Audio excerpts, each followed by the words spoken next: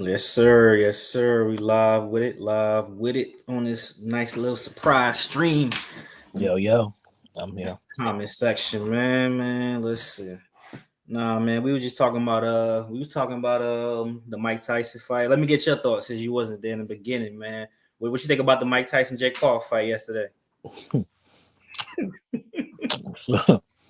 Nigga, that shit was weak as shit ever, you know?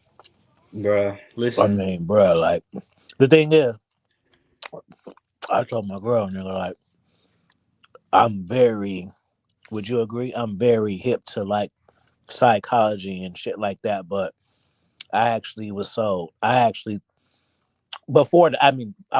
when the fight was on, but going into the fight, I actually thought it was some real animosity in him.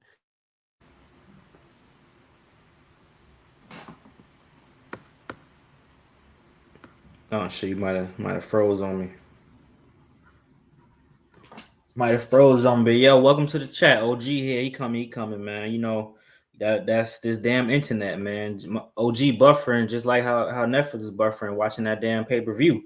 What's going on though, y'all, man? Put something in the chat if you in the building, man. What's going on? I know this is a surprise live, but you know what I'm saying? You know, that's how we move. We got to move and groove. Enjoy. Yeah. Appreciate you, man. What's going on? How you feeling today, man? Real talk. We just trying to work, trying to have a good time, trying to have fun. Joe Mama, what's going on, man? We just trying to have fun. We just came from a stream on Ricky the Shadow channel. OG gonna come back. You know, we having technical difficulties on some Netflix type flow. But yeah, man, I just wanted to say what was good with y'all, man. I saw. Just wanted to see what y'all was doing on this lovely Saturday evening. Obviously, Sunday about to come. That mean the weekend gonna be over. Then we gotta go back to work. You know what I'm saying? Oh, Tyson. Hey, bro. Tyson, man. He got a job, man. Tyson threw it in for that bread, man. Tyson said, I want the bag. I don't care about my legacy. And I'm not mad at him. 20 million, everything Tyson been through, I understand, but I wish it would have been a little bit more engagement. I would have rather they really fought and Tyson just lost. Flat out. Obviously, I didn't want him to get hurt. He's a 58-year-old man. Seeing a 58-year-old man get knocked down hella times to get knocked out wasn't on my agenda. Basically the people wanted either Tyson to knock Jake Paul out or it just go to distance and Tyson don't get hurt. So understandable. Do I think Naomi will win the title? Which title we talking about? We talking about the U.S. Women's Championship or we talking about the Women's WWE Championship? After taxes and pains, Cam Tyson may get 5, but 20 million was the gate. I believe. I think he so potentially he could get more than 20 million. U.S. probably. It could probably happen, but what I don't want to see is I don't want to see Bayley versus Naomi in the finals. Please, I'm begging Triple H, bro. I don't want to see Bayley versus Naomi in the finals. But yeah, we were talking about that a little bit on what's it called? I'm having a brain fart, y'all. My bad. We was talking about it a little bit on Ricky the Shadow stream. But I really don't want to see Bayley versus Naomi in the finals, bro. Like I'm really not in the mood for that. You know what I'm saying? Like real talk. Unless Naomi turns heel and Bayley and Naomi go against each other and Naomi turn heel in the finals, that's the only way I personally want to see it. You know what I'm saying? Hold on, y'all. Let me see if some of the homies going to join.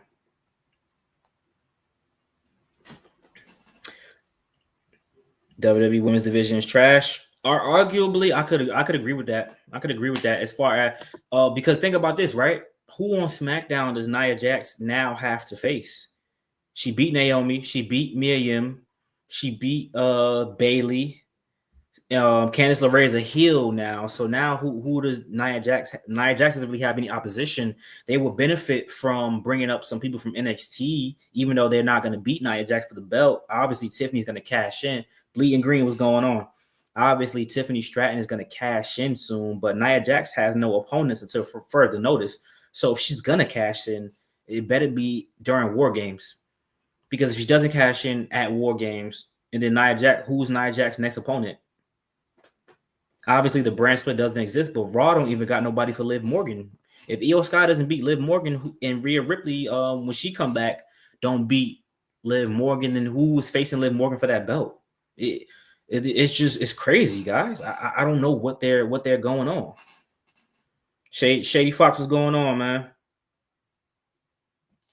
What's going on? My fault, y'all. I'm here with y'all, and I'm getting comments on my phone, YouTube, Instagram. There's a lot going on, but you know what I'm saying. I was going to chill this Saturday, but you know, me and my guy Ricky the Shadow and Expert Level Wrestling Podcast and Humble, we was on a chat doing our thing, chilling. Who was the Women's Superstar of the Year? That's a good one. Objectively, who's the Women's Superstar? That's a very good one. I'll give it to Nia Jax, low key. Not gonna lie. As far as the main, we're talking about just main roster. I'll probably give it to Nia Jax or Liv Morgan. At the end of the day, the Liv Morgan Rhea Ripley story might be stale, but at the end of the day, Liv Morgan, this is a better, way better run than her first run, so she could get most improved for sure. And then Nia Jax, I like Nia Jax's championship run. She just don't got nobody to go against.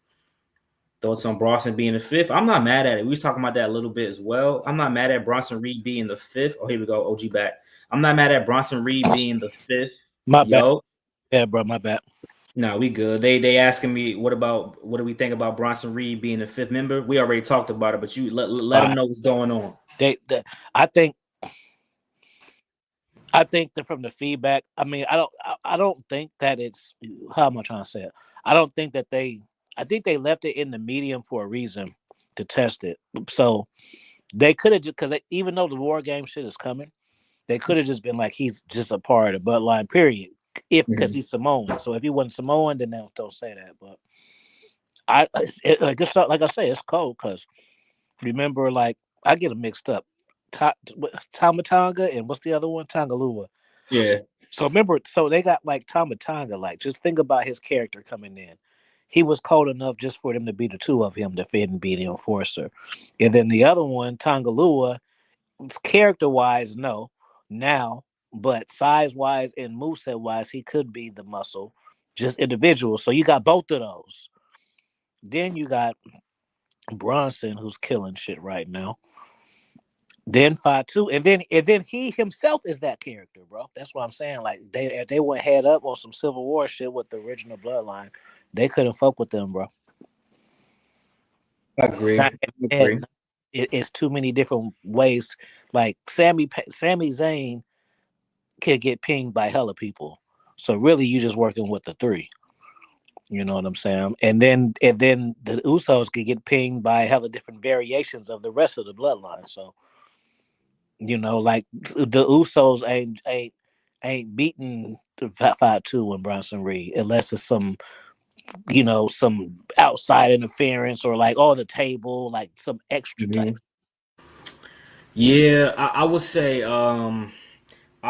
bro, I've been said I like the new Bloodline. Everybody thought I was crazy, but now that Solo Sikoa is showing even more character, Solo Sikoa got a lot of funny moments, and they turn old boy into a meme because of that jobbing situation. Which, I mean, that shit happens, y'all. Bro, I think people got it wrong. I think at this point, bro, Tangaloa, I think that he's aware that he's botching all the fucking time, so he's playing into it, bro. He don't. Bro, I mean, see, I was about to say you niggas are stupid. It almost rolled off my tongue. It was just shit. Let him know, man. Y'all heard what I said, dog. Because, bro, like, just because we fans, bro, don't you know these niggas? Don't you know they watch their own matches? Don't you know they go to the comment section and see who be talking shit and shit? So if they calling him Botch Mania and he's the worst of all time and the greatest of all, he gonna play it. Why wouldn't he? If he know people are talking, it ain't like it's y'all be acting like this is the wrestling community and the wrestlers is different. Like the wrestlers, they just go out there and wrestle, but they don't pay attention to this shit. No, they do. They pay hell of attention to this shit, bro. So if he was botching like that and getting cooked, he could easily change his character or fix it. He ain't changing his character or fixing it because it's getting him over. Y'all don't even understand what the fuck y'all looking at and go what's going on. It's literally getting them over, and y'all complain about him, but it's getting him over. He gets more goats in his shit than people who are actually goats. Just from character wise, his character is being a botcher. Yes. That's what I'm telling y'all, man. These dudes, they smarter than what y'all understand, bro. And like, especially when it comes, bro. I want to be surprised, bro. If they start selling like Tongaloa merch with a goat or some shit on it, how many of y'all would really buy that? Like dead ass. I know a lot of y'all will buy it just part of the meta, just to be a meme. People would buy it, bro. Like dead ass, like. You know what I'm saying? It is what it is. And you know what, bro? I knew about them in New Japan, so I knew they wasn't trash type shit. You want me to add this other one instead? I'll add it. Yeah, they was fire in New Japan too. I just think they need to eventually add the war paint. Now I don't know when. War games, maybe. I don't know. Yeah, duh, war game. Yeah, they probably do that shit low key. I wouldn't be Uh, mad at it, but bro. but I don't think they is. Well, since it's that soon, I doubt they do it though. But that would be the perfect time to introduce that. Oh, but yo, I was saying, y'all wasn't here when I was in Ricky the Shadow live. I was saying like one of my subscribers, Untried Genius. I don't think he here. He said it in my Discord. He was saying, "Yo, does every story got to be intricate?" And when he said that, I thought about it, and I'm like, you know what's crazy though? It really doesn't, and I think that might be one of Triple H's issues with booking is that he think everything gotta be connected to something, gotta tease something, gotta mean this, gotta this the reason why this happened because this happened 3 years ago. Sometimes some shit could be as plain and simple as we're a tag team, we want the tag team belts, let's go at y'all for the belts. Like I kind of think he doing too much sometimes. Okay, now I ain't gonna lie. I wouldn't mind seeing that Fatu and Bronson, they bring the championships back to the To the bloodline with a bloodline. different crew.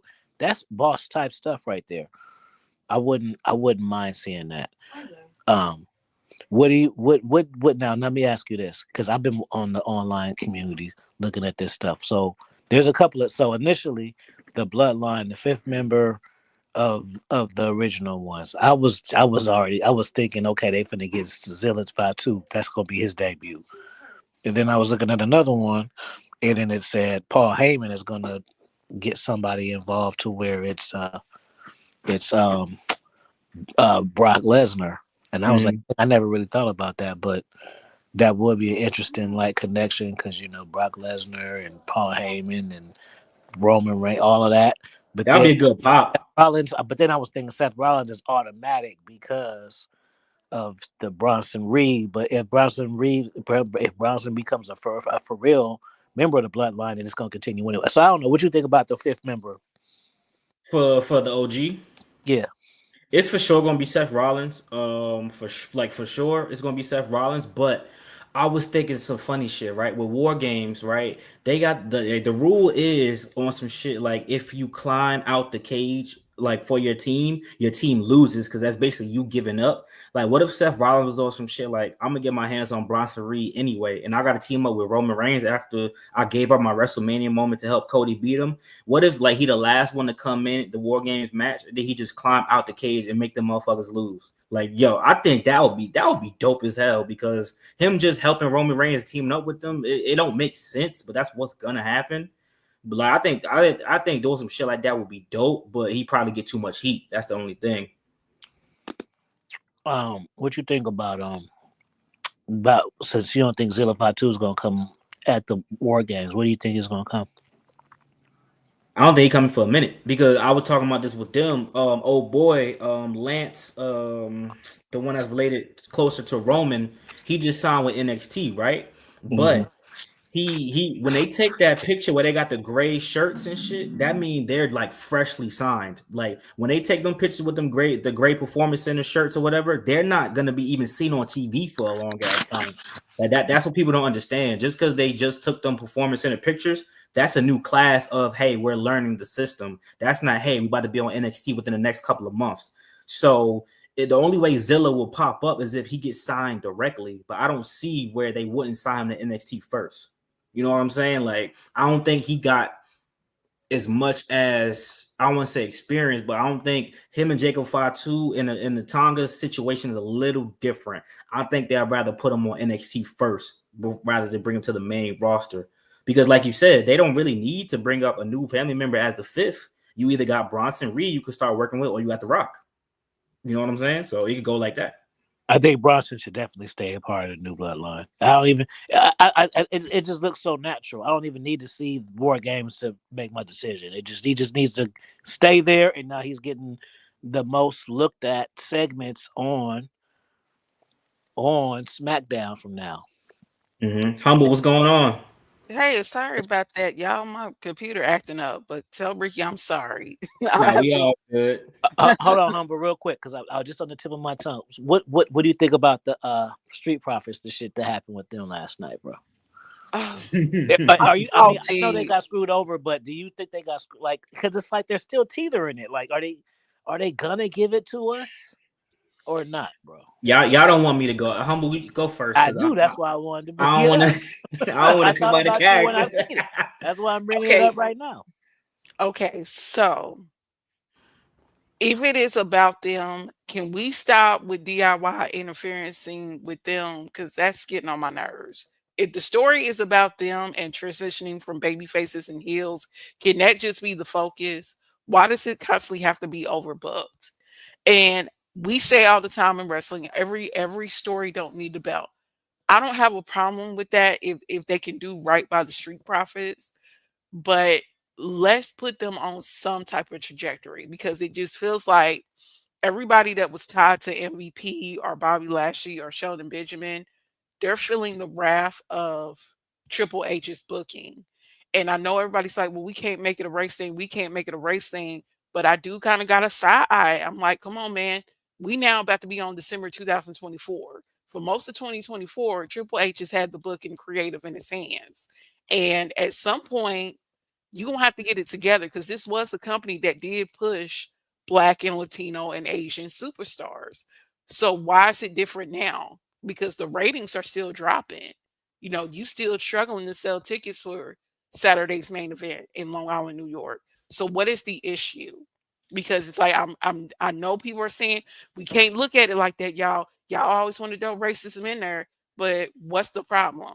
Because if the focus is going to be the street profits, let's move DIY out of that completely. Let me say this as far as they booking, right? And I'm gonna try to keep my composure. um, if they legitimately turn heel, cool, right? But my issue is the way that they're. I literally said whether it was on stream or in the video that the Street Profits should have interfered in DIY's title match and did what Tommaso Ciampa did yesterday. That would have been perfect to solidify them as a heel. Because even yesterday with Angelo Dawkins slapping old boy's chest, that still wasn't a hard heel turn. A hard heel turn would have been them beating them down after the match. It didn't the fans would be like, well, why you beat them down? They ain't do nothing to you. They tried to shake your hand. Then I'd be like, all right, you know what? That's an actual heel turn. So I'm not convinced until I see them do heel stuff. Because at the end of the day, this is the same thing they did when Bobby Lashley was trying to recruit them when he was giving them suits. They literally was doing the same thing they just did. They went in, they slapped a couple of people around, then they stopped. Now they really turn heels, I'll be with it. But what I think Triple H is trying to do is he's trying to intertwine the threes because he's trying to do some Dudley's, Hardy's, Edge and Christian type of shit. But it's not. But It that don't make sense. It don't make it sense don't because make sense. Tommaso about to turn heel, and Johnny Gargano not going to turn heel with Tommaso. And why would you do that with two heel tag teams anyway? And So Champa getting in all that offense. Champa was getting on my nerves with that. I was like, why is he getting all that offense in with Montez Ford? whooping Montez for ass. I'm like, jeez. I'm like, so I don't know, y'all. I don't think it's a great idea.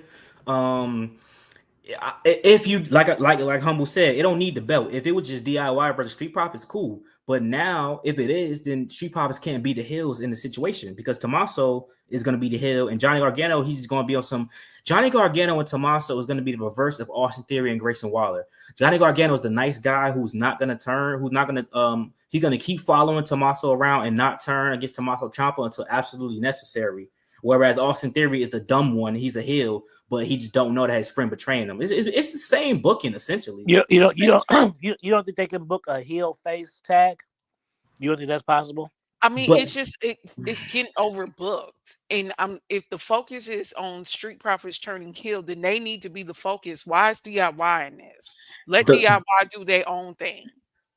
The face in that situation would be bitch too much, because not only would the heel be a heel against other people, they're gonna be heel against his tag team partner too, on some Xavier Woods and Kofi shit. So the heel would let his tag team partner get his ass whooped. Because at the end of the day, when Kofi lost against Pete Dunne, Xavier Woods could have interfered again and helped Kofi win. So with the dynamic with Tommaso and Johnny Gargano is they will book it like that. They wouldn't book it like, oh, it's a heel in the face, and the heel was just a badass to the point where he want to kick people's ass, and the face is kind of more objective. Like they would make Johnny Gargano look bad in the situation. I don't think they would do it like that, because Triple H wants to book that rivalry again that they had in Black and Gold. That's all he wanted to do, realistically. So, and he think it's gonna go over, cool, I guess, but it's not. So, Hey, humble. I thought that the Nia Jax and Naomi was one of the best matches I've seen in a while. Would you agree with that? Yeah, and I feel bad because Nia Jax gets so much unnecessary hate, just like Jade. It's like this woman came back, lost the weight, looking good. Nia Jax looks so much better in the ring, and I'm happy for her. I'm happy that she finally is enjoying this freedom of to be able to wrestle without someone being like, "Oh, whoop the whoop, oh," like like let her just wrestle and have fun. I wish she had a better run though. I wish she had opponents to actually value the run. This is the thing with certain booking decisions. It's always something outside of the champion that is making the run, quote unquote, interesting. The only reason like Nia Jax's run is now essentially going to be about Tiffany Stratton. Io Sky's run was when is Bailey gonna turn face against Io Sky. Liv Morgan's run is when is Rhea Ripley going to take the belt off of Liv Morgan. That I think that's the issue.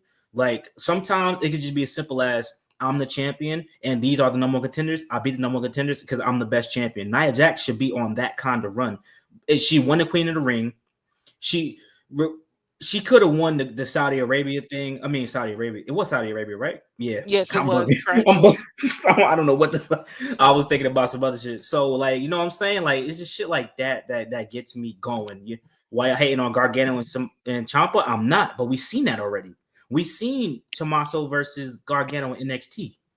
I'm not satisfied with the Motor City. I don't. I mean, yeah, I'm not. I don't know. I'm not a hater. They just not. They're not WWE. Yeah, I'm good. It's cool. They're Y'all not got getting it. Y'all got it in the bucket list, but I don't need. They don't need no run. They don't seem dominant enough. Their style it just doesn't match to me. Like they ain't. They don't look like for real ass kissers, bro. They could exactly. be. They They have don't an get a AEW reaction. style a little bit to a certain extent for sure. Yeah, they don't get a reaction. Now, I will say this about City Machine Guns. They do look better than Tonga Loa and Tama to me. They're a little more Mm. polished in the ring. I will say that about them, but they're not getting a reaction. And to me, if it's a sports-based situation, you go with whoever got the hot hand, whoever is rocking the crowd. And the Street Profits constantly keep the crowd on their feet. So that's what I'm having an issue with. Motor Singer, it's like it's too much of that pit pat. Like everything doesn't have to be tandem. It makes it kind of corny. Like it's cool to have some tandem shit, like some impactful shit, but everything is like a double this, a double chop, a double flip, a double They, counter, like they're a continuous hot a tag. That's double that's literally how they clothesline, wrestle. a Every double move is a hurry. hot tag. Shit, weak. I don't like it. I think They solve it. It's too many other tag teams that look like they can kick their fucking asses to me. Legado del Fantasma could kick their ass. I don't give a fuck with nobody, bro. People don't understand. Humberto and what you call it is not ass, bro. Garza. I'm trying to tell y'all this. I know this for a fact that they not ass. And what people don't know is they are second gen. Both of them are second generation stars, bro. Their fathers are like. See that what gets me going is how they pick and choose what second generation stars benefit from being second generation. They don't even mention that they second generation stars and they father was like legends and shit in Mexico. Like that shit like that is weird to me. And for the people who know, you should be looking like. Now I'm not saying they my two favorite tag team. Let's not get it fucked up. Because Cruz and Wild, I don't like them that much either. But Motor City Machine Guns, I'm just happy they're in WWE. I didn't expect them to get the belts. I'm not gonna lie to you. Like I know them from TNA. That because I used to watch TNA. Just like when the Lucha Bros come, I don't expect them to get the belts, but now I kind of do expect them to get the belts because, especially depending on who beats JD McDonough and Finn Balor, the Lucha Bros might get that same treatment. And I think the Lucha Bros style will translate better than the Motor City Machine Guns. That's just me because I know Penta is like that. Ray Phoenix, I ain't really watch his matches like that, but I know Penta like that for sure. I agree. I just don't know I about. think Hey, Okay. Ricky, there you go. what's up? I made it. Now go ahead, humble. No, Ricky, I just want to say I'm sorry. You can go ahead. I was just trying to say that when Penta and Rain Phoenix come, I think it's gonna be different because I think like mainstream wise, they're well known compared to the Mortar Machine Guns or whatever. Because like they're well known too. It's just that they're more of a like the hardcore fans and stuff like that. While Penta and Ray Phoenix is like the hardcore fans love them, but also the mainstream and all that stuff. So I wouldn't be surprised if they get over with the crowd very quickly, and I hope they get the titles quick, in my opinion. So yeah, Hey, KG, not yet. The Lucha Bros ain't released just yet, but I think either like right before or right after WrestleMania. I could be wrong because it was eight. I think it was 8 months from whenever the last time me and Ricky talked about it, but I don't know when that's gonna come up. that's true. Let me see. I Oh, think so Leo Rush gonna join the Hurt her Business syndicate. too. I think he's gonna be the next member. Even though I don't like his style, bro. He's too Spider-Man-ish, but I think he's gonna be I in. feel bad because wasn't Leo Rush assignment to help Top Flight in Action and Andretti? I Well, feel like that assignment is failing. I think they should reference that he was putting Bobby over. They need to reference that. Now they did. Oh, they did. Well, he himself cut a promo and was like, "Hey man, I'm not really like what's going on, but got the card from MVP. That's the golden ticket, and my man Bobby is back. Y'all know how me and Bobby used to get down. So I think that he is gonna join them. But I agree with you to a certain extent. He's not as bad. Listen, I like Ricochet and Will Ospreay, but nothing will ever be as bad as that shit that I seen in that triple threat with them, bruh. Motherfuckers doing one hand stand cartwheels. I thought I was watching Simone Biles out there and shit. Like I don't like that choreograph. Like I like the flippy dippy shit in spurts, but they was literally like choreographing that shit, flipping. Did we And I talk like, about they did the triple what's that move again? The 360 power bomb move. What's the shit? Not the power bomb, the power driver, the flip power driver move. the sunset flip. Yeah, they had the Mexican cat and then what's this Orange Cassidy. They was doing them. They was just doing them to each other back and forth. Like you know how you exchange like punches. They was exchanging 360 power drivers. Bruh, I was like, what the fuck? And see, AEW does it to themselves because we could have waited on Osprey and Ricochet. Like yeah. that needed to be a story. I'm sorry. Yeah, that's a good point. We showed that, man. That could have been. They could have booked that like Rock and Cena and had it all and just had them talking. You right, but we That's a shouldn't high have seen that profile fight yet. match, yo. We shouldn't. Like We that. shouldn't have seen it already. They could have kept that for the next All In, to be honest, and just keep teasing them going back and forth talking because Ricochet ain't win the belt anyway in a triple threat. So you really put Ricochet in there to do the flips and stuff. That realistically, that's the only reason. That's the only reason why he was in that match to do flips and do spots. Like, come on, bro. Like AEW, I don't like the spot heavy wrestling. It's entertaining and fun to look at, but I could also have fun watching Gunther chop people, watching Sheamus hit people with a closed fist, watching Drew McIntyre kick people. I don't need a nigga to do a 450 splash every match. A 450 splash or a moonsault. I don't need to see that shit every match, bro. Come on. I don't want to butcher his name, bro, but the Asian cat is nice to me, bro. Oh, Who Takesha always been good in the ring. He's nice, bro. He's a Takesha's Japanese stud, bro. He look Mhm. like they should make him like the Japanese studs. He got all types of Japanese women and all that, on some king type emperor type shit, you know, like my little slave, like that kind. Like he's like a stud for a Japanese guy. You don't see like Japanese stud looking cats. You usually be like little cats. Like he like a, you know. That's what they're trying to do for Okada, but that shit ain't working for me. Yeah. I don't like that presentation for Okada because he's better than that. Come on, y'all. He better And than that. Japanese wrestlers, the only thing that sour me about them is they don't do a lot of selling. Like Shibata is really bad about it. Like he'll take a couple of moves Yeah, and then be back up in like 5 minutes. I'm like, no, y'all, this where we supposed to be selling. But but I yes, I do mean, like Takeshita, and I do wish they would work on Takesha's presentation. I think KG, AOG, I think OG gonna like this. I think KG got it the best. They said he was supposed to. He is what we thought Nakamura was gonna be in WWE. That's fucked up. Okay, that's what it- They did Nakamura dirty, bro. I'm Oh, sorry, well, the man. thing They about really have. I don't know about I don't know about I don't want to butcher his name. I Take don't take a shit. That's his name. Take a shit. That's what it looked like. Takeshita. I don't know about Takeshita. I gotta say this.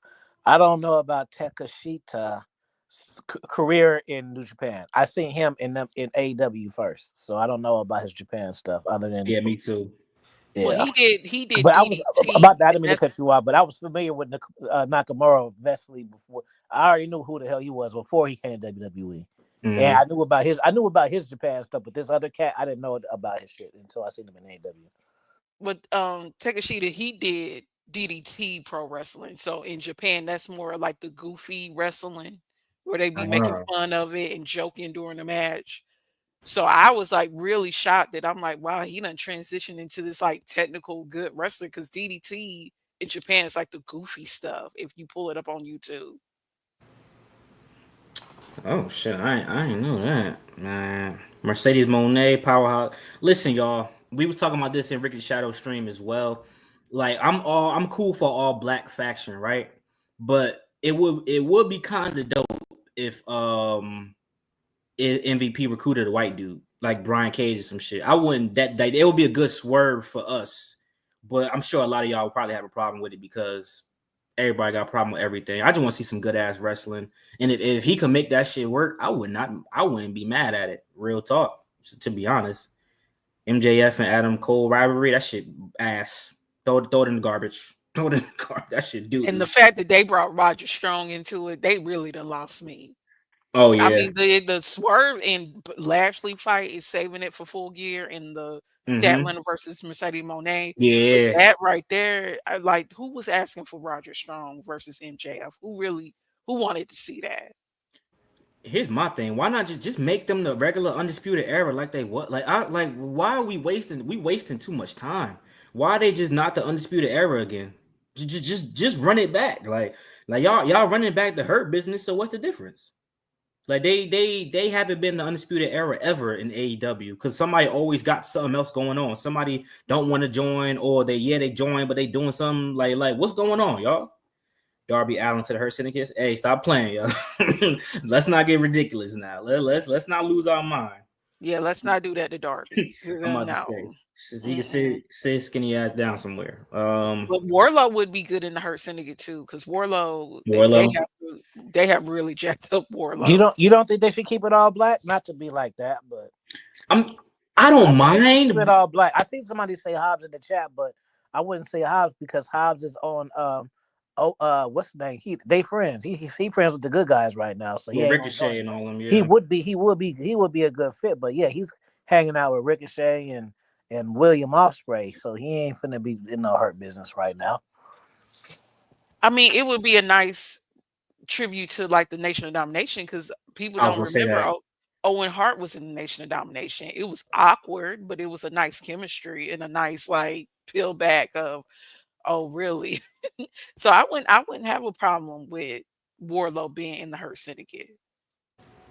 He said, who's the hill between Statlander and Mercedes?"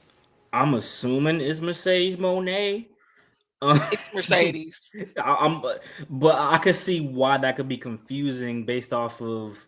But I mean, nah, because at the end of the day, even if you're a babyface, you can still go attack the heel because that's not really a heel action. That's getting your get back. So Statlander going after her backstage, well, she went after her before that. So you know what I'm saying? It makes sense, but I think I will let Statlander win, and I'll just push Mercedes Moné to the main event card. Mariah May has been doing a great job thus far, but her story with Tony Storm and Mina is more interesting than her being the champion. So I would just put the belt on Mercedes Moné, and I would keep teasing the MVP card, the Hurt Syndicate business card with Mercedes Moné. You know, something like that. That's where I would go with. Willow, you said she just turned on Willow. Oh shit. Well, she turned on Willow. They finished the story at Wrestle Dream, I think, Well, where yeah, she but won, and then all of a sudden they broke apart. Like they just her and Stokely, the management wrestler relationship just ended. And so it's like I don't have a problem with Stratlater being a baby face, but it's coming at the cost of Camille. And I really do think Camille should be looked at like a heater. Like she need to be looked at like a threat. And that's it's not this whole situation isn't benefiting her. I can agree. Real unhinged main event, Fro. Thank you for the 3 gifted, man. Just passing by. Salute to the panel in chat. Salute to you, man. Thank you for passing by. But no, I actually agree. So Camille is somebody I wasn't that high on. I just just saw her as the bodyguard, but like they don't know how to do multi-tag. Like that's not just AEW. It's a booking thing. Like they could literally Mercedes Moné could be elevated to the top, and you could have Camille go get the TNT the TBS belt. But they don't I don't understand why I don't like taking chances and doing like shocking things. People are doing things like bookers now are doing shit that makes too much sense. Let's do something like just outrageous a little bit. Just if not for anything, I like shock value booking sometimes. That's one thing about Vince McMahon. I'll say some of the things he used to do. I'd be like, what the hell? Why would you put the belt on Jinder Mahal? End of the day, though, it wasn't that bad. Why would you let a man from the crowd win the IC belt from Umaga? I mean, it worked out. You know what I'm saying? I haven't seen something like that in a very long time. What y'all think about like shock value booking? Well, here's the thing, because remember when Ashton Andretti beat Jericho a couple of years back when he first came to AEW? Mm-hmm. You got to stay on that. You can't just be like, okay, we're going to let this young cat beat Jericho, and then we're going to pair him with, Ricky Starks, and then we just going to let him, wither off to Collision or Rampage. It's like, if you're going to do that, then you got to you really got to keep the foot on the gas, because it dwindles quickly. I think he just did that to kind of troll and make reference to the Fandango, putting Fandango over. Really? Mm-hmm. So, like for the real fans, I like to get it. Like let the new young cat come and do with the shocking win. And the other one was a reference to the Razor Ramon and the 1, 2, 3 kids. So Yeah. every generation they remix it. It's just about your age and how many generations far back you can go. But yeah, I just think that was a total reference to the Fandango put over, because he's the same person who happened to. So we was talking about they asked me who is the woman superstar of the year. Let's talk about superstars of the year. Who is the woman superstar of the year for 2024 thus far, and who is the man superstar of the year for 2024? My first throw out was Nia Jax for the woman, because it would be a toss up with Nia Jax and Liv Morgan for me, because this is Liv Morgan's best championship run. Whether y'all like the storyline with Rhea Ripley and Dominic or not, she is on fire. And she's getting a bad reaction. That's what she's supposed to do. And then Nia, just her improvement as a character and in ring was enough for me to be like, I might give her the nudge. And winning the Queen of the Ring, she was that shit was dope for her. And for the men, for man of the year. Now I wasn't counting AEW. If I was counting AEW, it would definitely be Tony Storm. But for the man of the year, I would go. That's tough for me. I mean, you know what? I will go Jey Uso. I'll give it Jey Uso for sure. I would have gave it to Dominic, but they ain't let him wrestle, which is whatever. Jacob Fatu is crazy. We can't do recency bias, y'all. Jacob Fatu is crazy. Dex, come on. Jacob Fatu. Who want to go? OG, what's your picks for man of the year, woman of the year? I'm Jacob Fatu was he's the best. He's been booked the best that I can think of anybody in the last 5 years. And some people get shot to the moon as far as wins and character and trying to get people over. But with him, he's being shot. He's main event every week, but he's so protected. I've never seen a newcomer so protected and booked so strong, that's so new ever.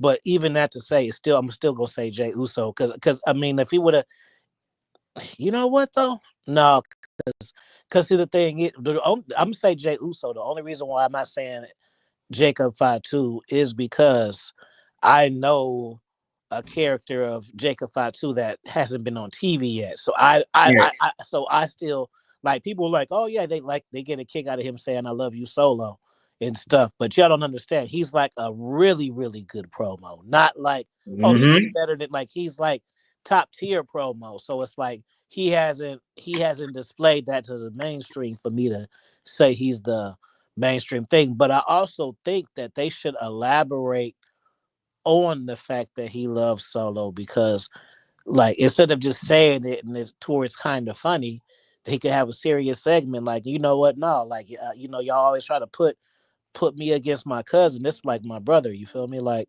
this nigga, I was living on the Mm-hmm. streets, He got drinking, me off the not street. I trying was to just do about to nothing say with my that. life, and he came and brought Mm-hmm. me and got me wrestling. And now I'm Mm-hmm. a better person. So now it makes super sense rather than you, because you get what I'm saying. Because now they're looking at it like, oh, he's gonna turn because he's saying he loves him so much that it's hella obvious that a heel turn is coming. But if you justify the reason why he's saying that, and that's true, because y'all keep looking at it like y'all basically think Jacob Fatu is a bigger badass than Solo, which is fine, that's subjective, but that's not how you should rate it. Like just that don't really matter if Jacob Fatu was if he's booked as a street character and if Solo was the person who got him clean or got him into the wrestling business, he is gonna be thankful like that.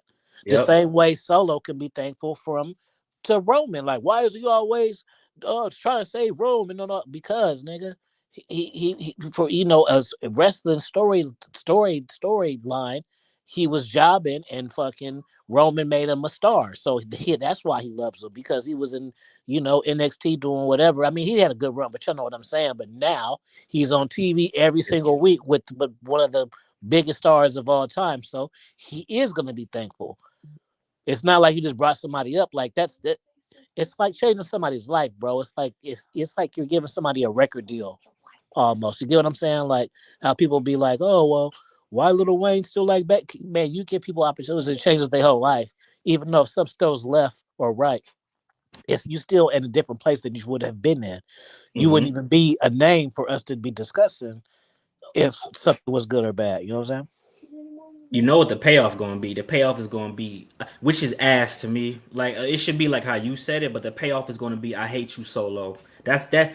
Like that's going to be the payoff, but I don't think that should be the payoff. You feel me? Um, hey Q, you can hear me? Y'all, is the volume working? No, you good. I'm just listening. Oh, all right. Nah, cause they were saying in chat, no sound. Street Profit, yeah, Street Champion Solo was fire. I used to love Street Champion Solo, but Tribal Chief Solo dope to me. But what's your pick for the woman, OG? That I'm gonna let Humble go. Oh, see, I got so wrapped up in that, I forgot that I was answering. Shit, bro. It's the same with you. It's Liv and Naya, but we gonna just go with the color because I'm black. So we gonna. I can't choose the blue eyed blonde over the black sister. They Shit, both even. They even 50-50, so they 50-50 match, but I'm gonna go with the black one. most definitely. Hey, listen, y'all know my New Jersey Queen doing her thing, man. Jersey in the building. Humble, what you got for man superstar, woman superstar? So for the women, I'm gonna go with Roxanne Perez. That young lady in NXT, Ooh. she's doing it. Mm. I will say she really is about that life in the ring. The girl can go. Roxanne Perez definitely needs her respect because she can go. For my men, I'm gonna go with Gunther. I know a lot of people try to throw shade on Gunther. He's boring, he's this, but Gunther really can go in the ring. I wish the reign of him with this championship title was a little better because this is like him and Damian Priest part 5. So I'm ready for Gunther to get some fresh faces, but he does do the work in the ring and he needs some respect on his name. Nah, I agree. Hey, Donnell, you can't go Roman Reigns. Roman Reigns, how long Roman Reigns been back? Like 2, 3 months. Can't go Nah, you Roman can't. Reigns. Nah. And he ain't made that many appearances. I mean, not that he's making a hell of appearance, but you know what I mean. He Right, right, hasn't. He hasn't even been consistent since he came back. right. Can't go Roman Reigns. I mean, I respect everybody's opinion, but you can't go Roman Reigns. Trick Williams, I can't give it Trick Williams. I can't give it to Trick Williams because when wait his first reign was during 2024, right? Humble. Yeah, it was. He dropped it to Ethan Mm. Page. I want to say at one of Hmm. their early PLEs. I don't remember what it was called. I know he didn't have it for long. I know that. Or did I he drop it mean, to Ilya? Did Ilya get it back? no, he dropped it to Ethan Page for sure. Okay, okay. You know what? You know what? That's not a bad. You know what? I'm not mad at. That's not bad. That's not bad. Trick Williams Okay, could but be top but is five Trick maybe. on the run though, y'all? Because I just feel like Trick don't have nobody down there, and I do feel like it does feed that notion of, oh, here it goes, the thought of the black wrestler can't draw, so let's start the ECW nostalgic moments and let's Hmm. bring in all these old school wrestlers. That's what I'm feeling about Trick's run, and I really do hate it for him because I'm really rooting for Trick, but he needs like a Finn Balor Shinsuke Nakamura moment. He needs a Bailey versus Sasha Banks moment, and they don't have that right now in NXT. I think they got somebody that could do that, but they don't got somebody that's interesting. You like far as they get somebody down there who we not thinking about could get him a 4 star 5 star match. It's just that person probably don't got any character. Um, me, I think him and Javon Evans could do a good match. It's just, I mean, Javon Evans not a heel. You don't got to do heel versus babyface all the time, but if they give Javon Evans a little bit more, like I'm not saying this because he got dreads or whatever, but he really remind me of what Swerve was when Swerve first was in NXT when he was skinny with the short dreads. Like Swerve used to be on some high flying type of vibe a little bit until he elevated, gained some muscle mass, and then now he do different things. I think Javon Evans could shock a lot of people, and he might have a better run. He's got to I want to see better promos, but I mean he just started getting popping, so I'm not gonna hold him to like a bad I'm not gonna hold him to that standard. Wesley versus Trick gonna eat, I think so. I got a question for the both of you guys. And this is mainly from me on looking at Instagram. So y'all seen the Swerve versus Leo shit, right? The last one. Mm-hmm. Yes. So I didn't get the reference until somebody showed the reference. I guess they did that in NXT. I didn't know that, so I just seen it. So I didn't like all the jumping and the jumping around and fake hits or whatever. But my question is, do you think that they spend a lot of too much time either reenacting or paying homage to old segments, or do you think that's good that they do it to keep the more invested wrestler community, like Easter egg thing? Like I know they should do it, but like sometimes I miss it. And then like, Instagram is good. They'll show you like a side by side, like the whole Roman Reigns, when Roman Reigns and Jimmy when he came back and they did the shit like the robot movie. That was like exact, but I didn't see the robot movie to get the reference. You know what I'm saying? What was that robot movie? The fighter robot movie? Um, Shit with Hugh but you, Jackman. yeah, that. I But they had forgot a what that shit but called. they had a scene, and it was just how he hit him with the Superman punch, and then Jimmy was jumping in the back, and that was like a exact scene from the movie and shit. So you think they be taking too much time paying homage to other shit, or do you think it's like a good Easter egg type of vibe? The Hmm. movie was called Real Steel. My Real mom, still. Yeah, that yeah, it was one. called Real Steel. I don't have a problem with it with them doing it. It's just don't do it overkill. Like I feel like the Shawn Michaels Marty Jannetty thing they killed into the ground. They really have put that into the ground. It's like, okay, let's do something different when people want to get away from each other. I don't have a problem with it. It just don't overkill it. And I also think that once again, it's not letting people be creative and really forcing these young wrestlers to be like, look, you got to be creative. You got to do it yourself. Now, I do think that maybe Triple H's thing with Austin Theory and Grayson Waller. It's like y'all got to figure it out because I can get you there, but really it's got to be you. And I do think Stephanie McMahon being on that bus and watching John Cena rap, it was like, oh, okay, this is how John Cena can connect to people. This is what he needs to be doing on TV. But it's got to be, I think some of the young talents got to be like, look, I can't do it your way, Shawn Michaels. I kind of need to figure it out. And I do think that when Carmelo and Trick had their feud, it was kind of nice that they let them do it their way. So it had that urban connection to the hip hop community. Just to me, I would include the Wale Mania on NXT. I think that would have did good in the ratings. Mm. I like it to a certain extent. I like it. I like it when it directly applies to them. You know what I'm saying? That's what I'm really into. When they just recreate shit, it's kind of like you just reenacting it, which they do all the time. But like the shit with like Swerve and Leo Rush, that's cool because they used to go at it in NXT. So I would have understood. You know what I'm saying? Certain shit you understand because it happened. I don't want to see motherfuckers keep doing this, kick me through the glass at the barbershop bullshit. I'm tired of seeing that.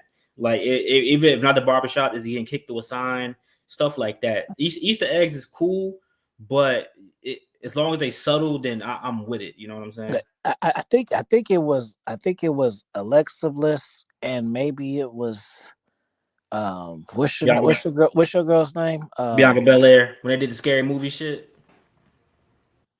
Okay, they did that, but they did one from Kill Bill that was like exact, but I didn't catch it. But they just showed it frame by frame, and they did basically the Kill Bill, Vivica Fox battle scene. Oh, I ain't see that one. I remember the scary movie one because that shit was like. Even when I seen it, I was kind of like, "What the? Oh, that shit looks so familiar." What they did, they doing some. I was like, "Oh, all right, yeah, I ain't see that one." Grayson comes off as a real dickhead. Good, good. I think Grayson Waller got it, but I knew Grayson Waller was dope because when I first seen him, I'm like, this motherfucker looks goofy as hell with some damn boxing shorts, and I'm like, oh, he's ass. Then when I heard him talk, I'm like, oh yeah, he gonna get good heat for sure. Yeah, I'm like, this is stuff they need to be putting on WWE TV, like these Chris Van Fleet interviews and stuff like that. Because Hmm. like because to me that's like, oh, okay, it's official. Like this dude is a jerk. Like this dude is a jerk. And whereas like Austin Theory in his interview, he's just like coming off like I'm appreciative of the moment. I know what I got to work for, things like that. Like that's the stuff that needs to be on WWE TV. Because then now I'm like, okay, the split between Grayson Waller and Austin Theory, I'm here for, when they do split, because they are on opposite sides of the spectrum. Yeah, yeah, I agree. Okay, But y'all, I'm gonna throw something wild out. So, oh, because we was talking about the Paul brothers. Now I know y'all don't care for Logan, but Jake. I wonder if WWE has already come to Jake Paul for an appearance to do something in WWE. Do you feel like Jake should have a program with Trick to help NXT get over? Jake need to have a program with anybody ASAP. They need to have them together, pumping each other up. They know how to go off of each other. Jake and Paul know how to. Jake and Logan, excuse me, I said Jake and Paul. Jake and Logan go good off of each. He need. I don't know how that ain't automatic because he got the charisma. He got the perfect. Actually, he actually got it more than Logan. If you really think about it, he could talk that shit a little bit more, and he a littler guy too. He'll get under your skin a little bit more, I think, than Logan will. Yeah, I would like to see Jake have a program with Trick. I want to see how that would go for NXT's ratings because can't nobody really stand the Paul brothers. And I can't hate on the Paul brothers because they know how to get them coins at the end of the day. But Jake could really be a nice foe for Trick, being that they're hurting in the men's division. you said who? I said Jake could be a Oh, okay. nice proponent to Trick, being that they're hurting in the men's division. But you know they ain't gonna. You know they want to put Yeah, them in they not gonna NXT. do that. You know they want that bread. You know what I'm saying? Jake versus L. I can see them doing Jake in LA. Just Jake can get his get back for his brother or some shit. You know what I'm saying? Something like that. What's next, y'all? My guy, hey, my guy, Viral Money in the chat. I was telling OG about Viral Money was the one who was issuing the booking challenge. So I'm gonna see if I get him up in here and see what he talking about. He was issuing the booking challenge. I mean, yeah, I'm always with it, y'all. What's going on, Viral Money? You better I'm know gonna your get it. shit, player. Word, I'm gonna get him in here. What? Oh, so speaking of it, how would y'all? Somebody asked about the women's war games match. Wait, was that my shout out to my guy Influential Sports, man. My guy is grinding. My guy's out here grinding. Only 17 already grinding on his YouTube. Now imagine wait till he get to our age and if he stay consistent, where he gonna be at. He Right. said how y'all feel about the women's war games match might be. I mean, I already know what the match is gonna be because somebody spoiled it for me. So, I mean, if y'all don't know the spoilers, y'all could give y'all predictions, unless y'all know already. Mm, I know already, but Yeah, I just wish it wasn't.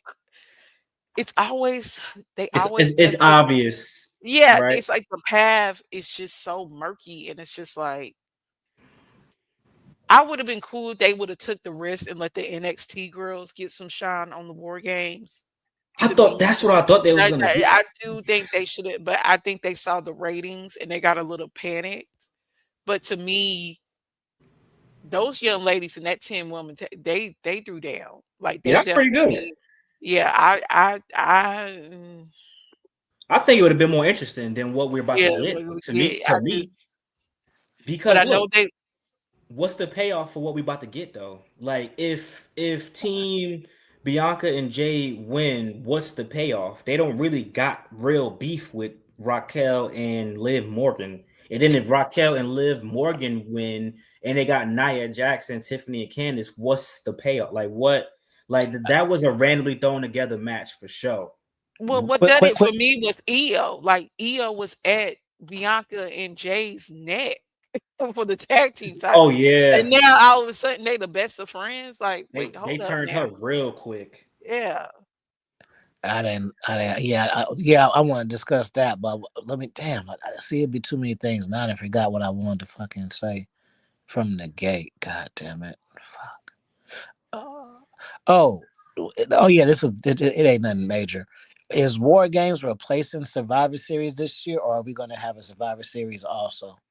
I think it's gonna be two war games matches. I Yeah, think men and women's. yeah, No, no, I think it's no. gonna I'm be two saying, war are games. we? Because it's the similar team win. So I'm saying, is War Games replacing Survivor Series PLE, or are we going to still have Survivor Series? So It's Survivor Survivor Series war, Series. yeah, Survivor Yeah, Series war games. Oh, okay, okay, got you. because NXT don't do war games anymore. I don't think. I think the last what they ain't do war games last year, right? Because NXT used to just do it used to be literally just called war games. Then the main roster took it, and then they were still doing it at the same time. But now I don't think NXT do Yeah, it anymore at all. If I'm not yeah, it's mistaken. deadline now, where it's like the Yeah, timing of this deadline. That's their which is ass, but yeah, deadline is their gimmick PLE. hey, JQ, she definitely cashed in on Naya. I also think she's gonna cash in at War Games and cash in on Naya. She gonna tease if they let her cash in at War Games, she's gonna tease the Liv Morgan cash in, but I can see something happening like Dominic scoop her out the ring or whatever the case may be, and then Liv turn and Nia Jax is like it's gonna be a spot where they put Nia Jax through a table or something like that. And Nia Jax, even if she don't take the pin, she's still gonna be out. Then Tiffany finally gonna have the courage to get the pinfall victory. It's gonna be something. It's gonna be something ridiculous for sure.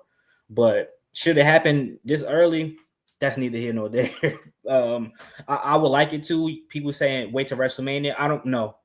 WrestleMania cash-in should be like once every 3-4 years, bro. We don't need back-to-back WrestleMania cash-ins, in my opinion. Oh, speaking of which, y'all, what y'all think about? I made a video about the Money in the Bank. Do y'all think they should get rid of Money in the Bank or just get rid of the PLE? To me, I think they need to do Money in Bank at WrestleMania. I think that Yep. would be a nice match. They don't have to do it every year, but it would be a nice match to have to give, WrestleMania that spotlight. I don't have a problem with Money in the Bank being an individual PLE. It's just that seeing the PLEs in 2024 and how it's like every story has had to jump the shark or had to be like moved so quickly or scuttled a little bit. I don't know if maybe Money in the Bank and is kind of and the bad blood is hurting that. You know what? Now that you said that, Uh-oh. I don't think they should have. I don't think they should have Money in the Bank at. Okay, let me see. Marvel Money, what's going on, man? How ironic, man.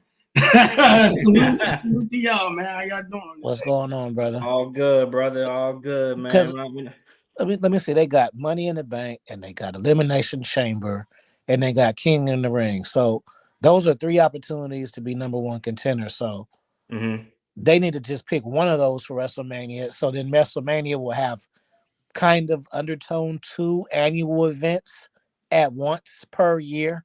So it's like every year you have WrestleMania, whoever the fuck wins. But then you basically know who's coming up that night. You know it. How you feel about the possibly the Elimination Chamber being an annual event? Like they take away the Elimination Chamber pay-per-view completely and kind of make that what Money in the Bank was. You know what I mean? As that, that one thing at a certain PLE. Right. I think that's what I think I think they're doing that with Hell in a Cell now because Bad Blood essentially replaced Hell in a Cell PLE. I don't want to see Elimination Chamber as a PLE. Bring back No Way Out, and then since it's No Way Out, you know what I'm saying, have it like that. Yeah. Oh no. But shit, and then toss it up, do something different. Like, why does Money in the Bank and Elimination Chamber got to be single wrestlers? Like, sometimes let the tag teams go off in Elimination Chamber, or they'll be fired. Yeah, or in Money in the Bank. You know what I'm saying? Do some tag teams.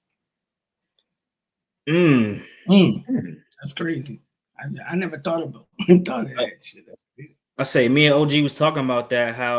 Why can't we get like a 12-person like ladder match? You know what I'm saying? Like have hella tag team. I think that would be dope. I would try it out if I was them to see if because the most they ever did was what the 8-man like fatal 4-way tag team ladder Super match. TLC. TLCs will be cold. It'll be so hell yeah. And then to give hella people an opportunity to be on TV and to shine.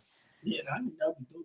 A tag team Hell in a Cell would be fire. Yo, just bring back we haven't seen an Armageddon Hell in a Cell in hella long, bro. Since like what? Rikishi and Triple H days was the last Armageddon Hell in a Cell? That was the last like six-pack challenge John they had in there.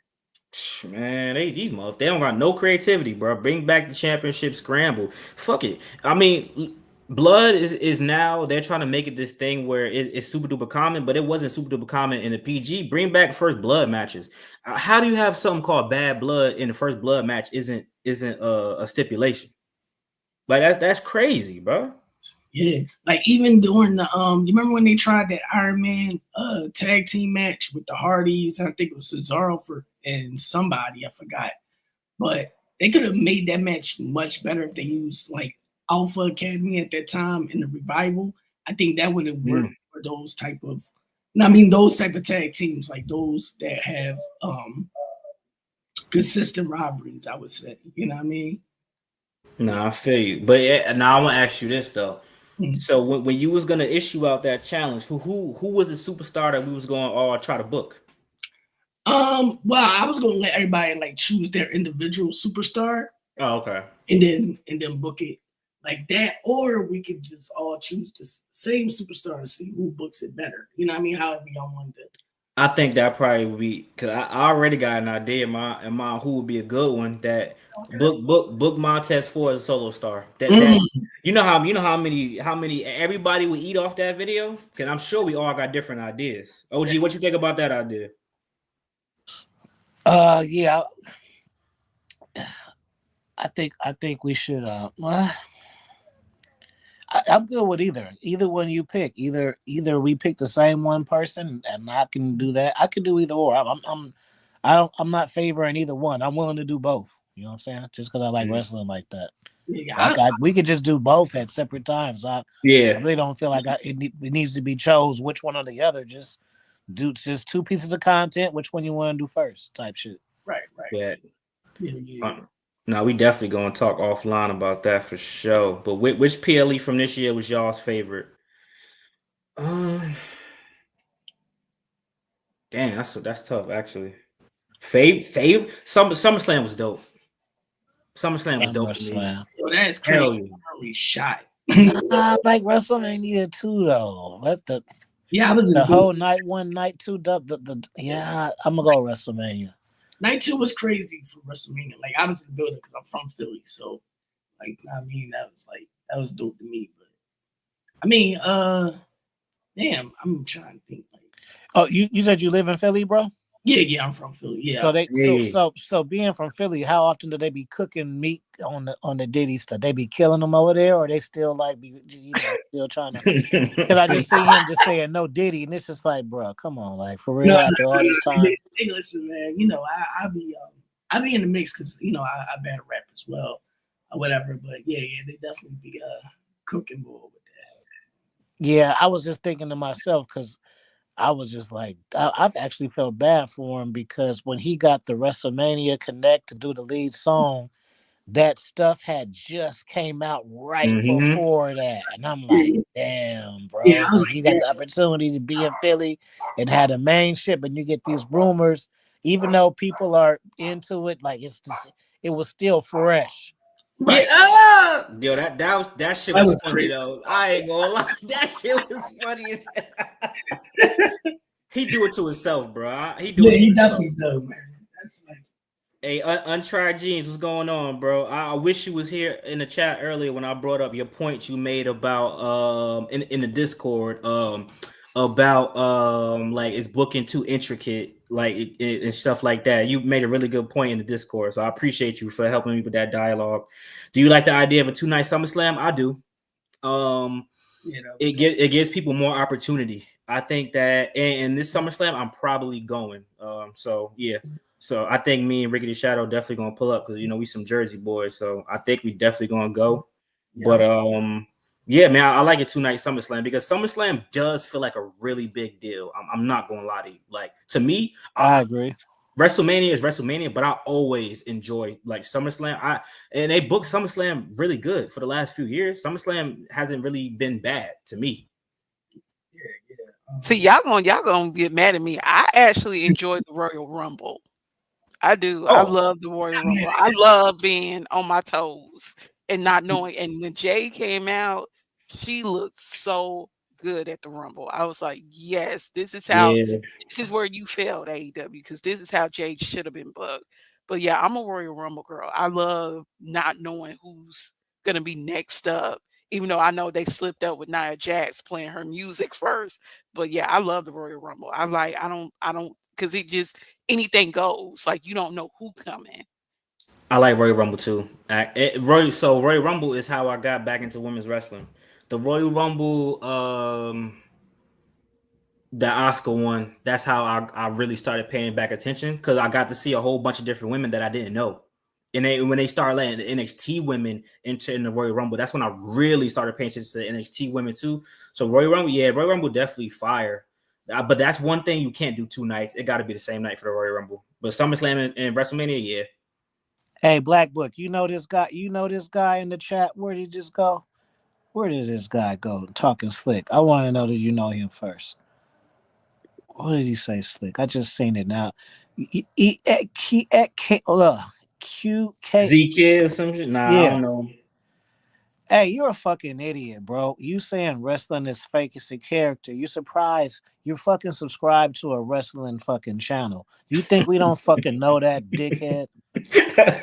You a stupid ass nigga, bro. Who the fuck said that shit, bro? Like I just came in and I'm already seeing some bullshit.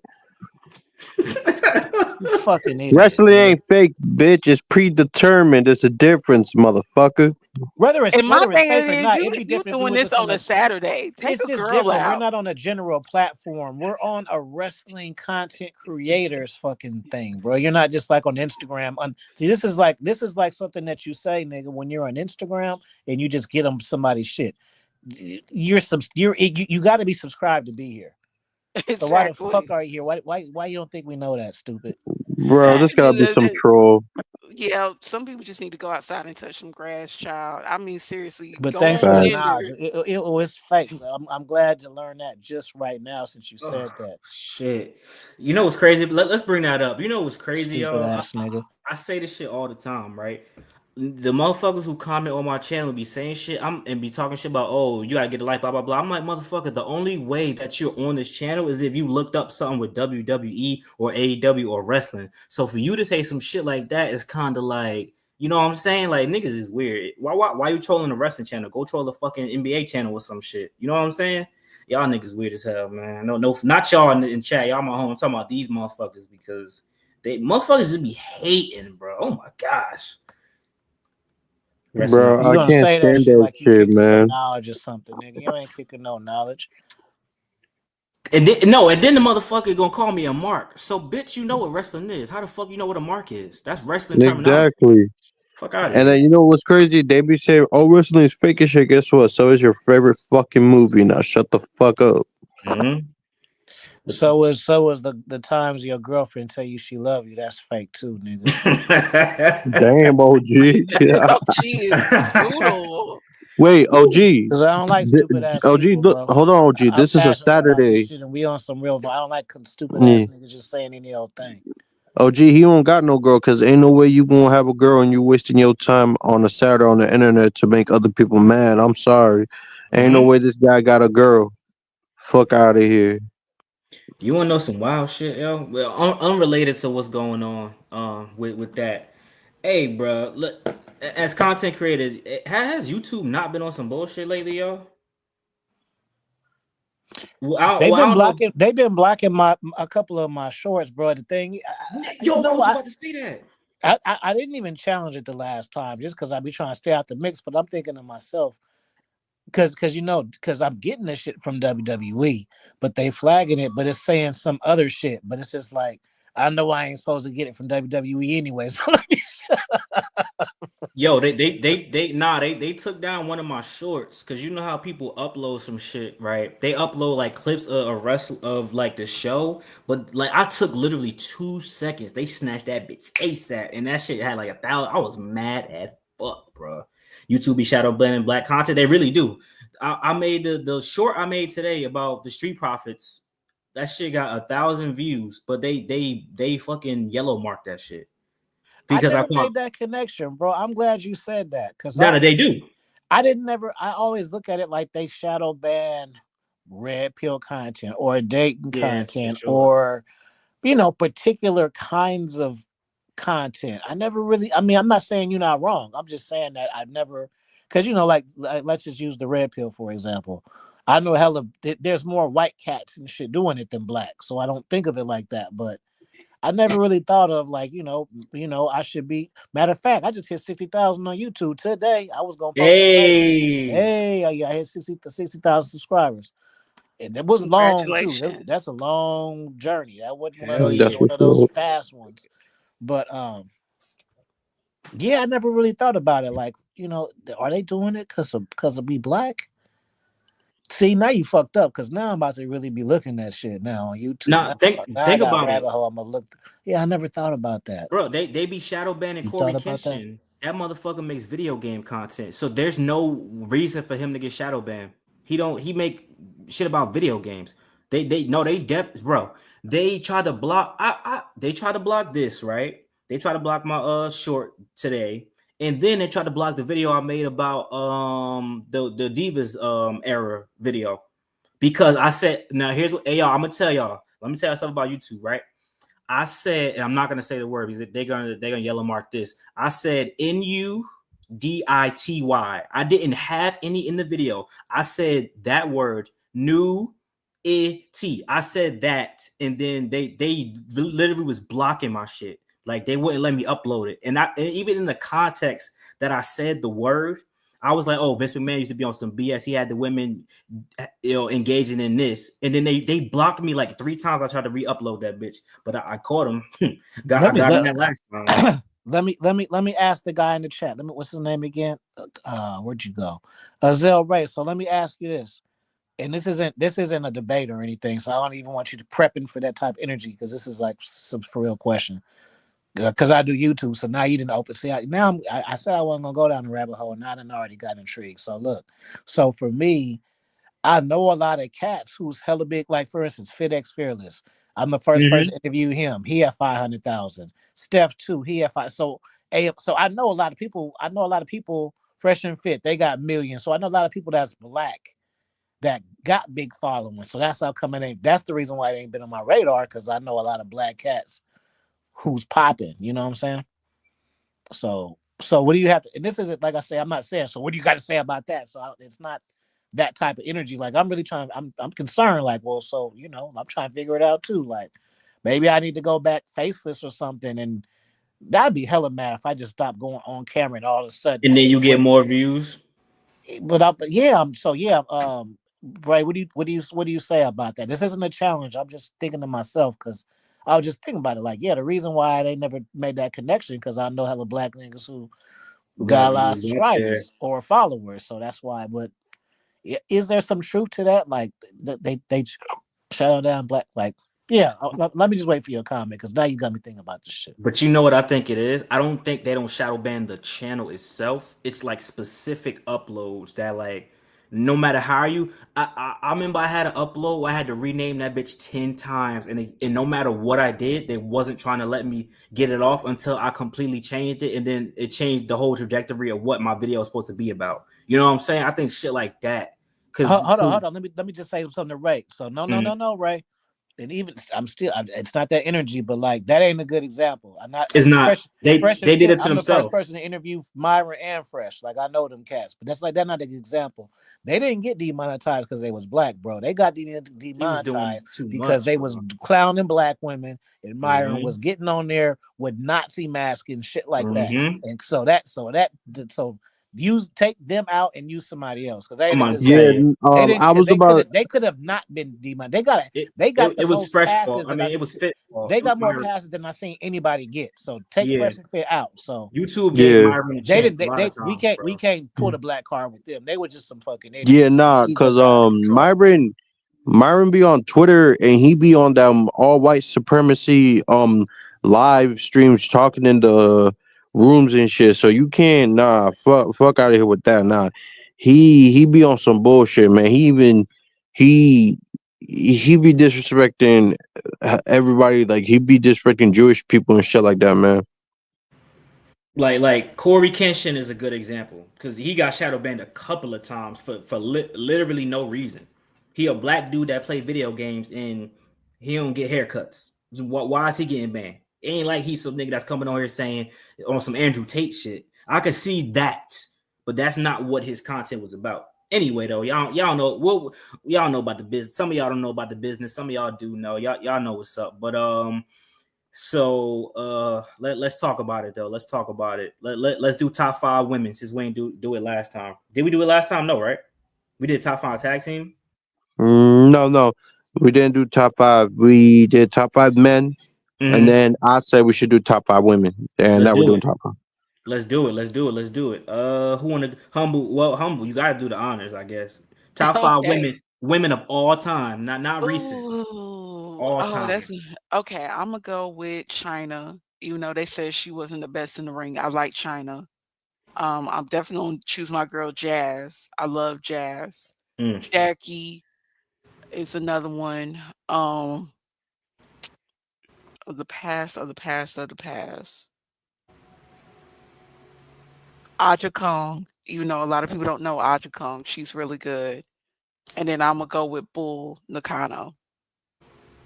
That's a very diverse list. That's a very diverse. Ricky, what you got? I got, and this isn't in order, but this is my one that I can think of right now. Jacqueline.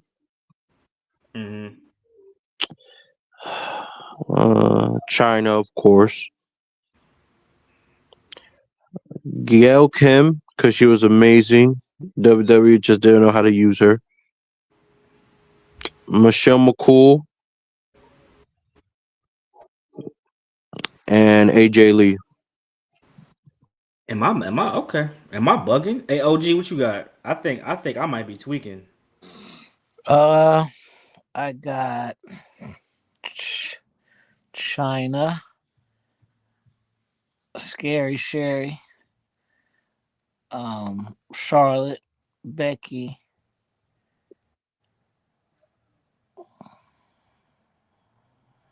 I think my list about to be fucked up, low key. I'm scanning. It's so many wrestlers that you forget about until you see them. That's what I'm saying. I'm like y'all, but y'all didn't put two maybe that I thought everybody would have low key. I But said Becky. I said Charlotte. That's newer ones. you Sherry is said one. Sherry. China. Oh, that's only 4. Is that 5 or 4? What did I just say? That's 4. I'm gonna just play the black card and say Bianca. You gotta support our people any chance we get. But let me just tell you, I'm supporting the black people that's good. So just because you black don't mean you finna get Right. props from me. Yeah. You gotta be black and good. Yeah, Automatic. I So think that's she's a big very good. issue with everything too. Like Mhm. I think people defend certain wrestlers just because of their race. Me, when I defend a wrestler, I'm defending what I like about them. I don't care what race they are, man. Cause tell me this, everybody keep going at me because I talk shit about Apollo Crews and Cedric Alexander. Them motherfuckers is not good, respectfully. Oh, the fuck? Who your top 5 viral money women? Top 5 of all time. Top 5 women of all. Damn, that's a good question. I've never been asked that ever. I say well, Lita, of course.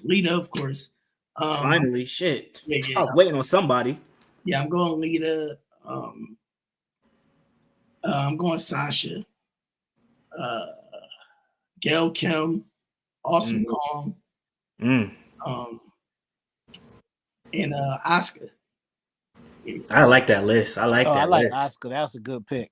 I like that list. Hey, real quick, I don't know how my memory is kind of fucking with me a little bit. Now I remember Polka Dot Dusty, and he had what was his girl name? Sapphire. Did she actually cut promos, or did she just sit there and did he cut the promos, or did she actually cut promos herself? I don't remember for some reason. I don't remember Sapphire cutting promos. I just remember her dancing and smiling. I don't think that he ain't never had no. I'm gonna go back and look and see did she ever drop some fire promos. I can't recall though. I mean, she might say something here and there, but I don't think she was like a high. She wasn't no sensational Sherry, man. No, let's not get it fucked up. For me, I gotta go. My favorite women, no order, by the way.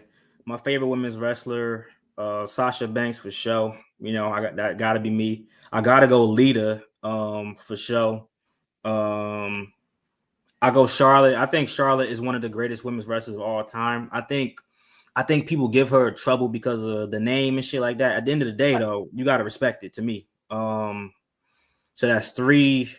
2, shit. This is where it gets complicated for me because I'm thinking about the old days and shit like that. I'm gonna fuck everybody head up. I'm going Melina. For me, Melina really transcended what she was. Like she was the girl with the skirt that did a split for Eminem, and then she became one of the best women's champions in ring and just as a character. And then lastly, I'm gonna go Bianca Belair for sure. Okay. And then Rhea is on the cusp for me. Yeah, I think. All right, let me say something very controversial. Oh, y'all think Rhea Ripley's been carried in certain matches? No. I don't. She for real. She good. She proved it with that Charlotte Flair WrestleMania match. For me, that's when I was like, "Oh wow, you got it," because she was the highlight of that match for me.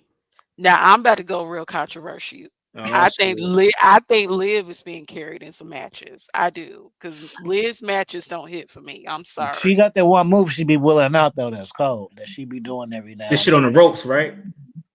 It's some type of like flippy type thing. Like it looks like a counter, like a.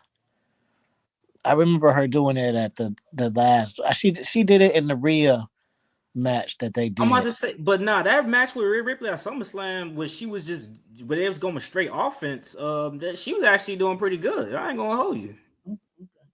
Another one I wanted to question. Nia Jax being carried is fucking hey, genius. Don't do that to me. Nia Jax ain't getting no damn carry. I think who gives the best like emotion, like as a female wrestler, I think Charlotte Flair. Like, you know what? You know, given that, you know what I mean by that, but yeah. Her and Roman is, for me, they do that shit. Where Roman, when I started liking Roman Reigns matches, is when he would like talk to Jay while he was whooping his ass, and he would be like, "I love you. Why you doing this to me? Why you like stuff like that?" With like Charlotte Flair, she been doing that, so I agree with you on that for sure. Naomi, oh my gosh, I'm about to say something. She not my top five. Before it was two hip hop soul sister. Like the fucking the jump ass shit. I fucking hate that move, and I hate the kicks. That's the worst move ever. When she, you know what's it called? When she just goes left, right. Like okay, you're an athlete, but that doesn't look like it's doing anything. Just kick left and right. Don't try to like do it all in one swoop, and shit. Just makes it look stupid. Are you dancing or are you fighting? I hate that fucking move. I hate to say this right now. It's on my mind. I'm going to say it. Naomi is mid to me, man. She is. Like, when she does stationary wrestling, like, if it's nothing off the top rope, she's pretty mid. Hold on, bro. Because I'm sorry. Just real quick, because I want to say Naomi is not mid. Lynn is mid. I didn't like her at all, y'all. until the other night. On, did you, y'all? We supposed to call this girl the greatest of all time, and she cheated during Crown Jewel. She done had everybody, they mama in the match to get the Crown Jewel ring. Hey, that's work. That's good hill work. I can't hold you. New Money. We talked about this before you came on the stream. So I met her in Safeway. I seen her. I don't think she's that hot. I wasn't a fan of her at all. But and when I seen her in Nia Jax on SmackDown, she won me over last night. Okay. I missed that. Okay, bro. So you got to go back and watch. Don't go to match, Instagram bro. and watch the highlights. Because it's not like I liked her a little bit and I like her more. I wasn't a Naomi phone at all. The glow, all that shit was cringe to me. Right. But the match from last night, bro, we talked about it before you came. Mm-hmm. Watch it ASAP. Watch the full one. Now I'm gonna check it out and I'm gonna review it on my page actually. And try to find one without the results in the title. Peak. The reason why I'm saying for me that was great. At times you really don't know who about to win. It's good, bro. Trust me. Now I do just think the last night one. Okay. I'm gonna throw another name out there. Now I do feel like Kairi Sane is being carried. I do think EO is doing a lot of protecting the Kairi Sane because EO to me is the best wrestler of Damage Control. I mean, I think she's overshadowing Asuka at this point. Okay, she's the best wrestler on the planet. For real. He caught a hood rat Naomi. He said we want a hood rat Naomi back. We need shit. Yo, that was so wrong. No, I know what he means. I forgot to put her as my number one. I know what he means. What he means is he talking about Team Bad Naomi. Yeah, the glow shit was cool at its peak when she put the glow on the belt in her interest. I will say her interest is one of the most used to be one of the most interactive and fun and cool interests for a woman. Now it's ass because she changed the music. I will say this. Kairi Sane, I think people just say that Kairi Sane is really, really good because she's part of the Japanese women as a force. I don't think people really watch the matches. Now, botching, but the only reason why she botches is because she tries to do a lot of shit. So it's not like she botching just to botch. She's always trying to do like something in the air. So that's why she botches sometimes, which I'm not mad at. But I'll say this. If you say that Io Sky is carrying Kairi Sane in the match, I mean, are we going to say that Bianca Belair is carrying Jade Cargill? I always felt like that. Is it a similar parallel? I do think Bianca is carrying Jade. I do. But Jade is getting a little more polished in the ring. And I do think the Jade hate has been a little unnecessary because the girl can go.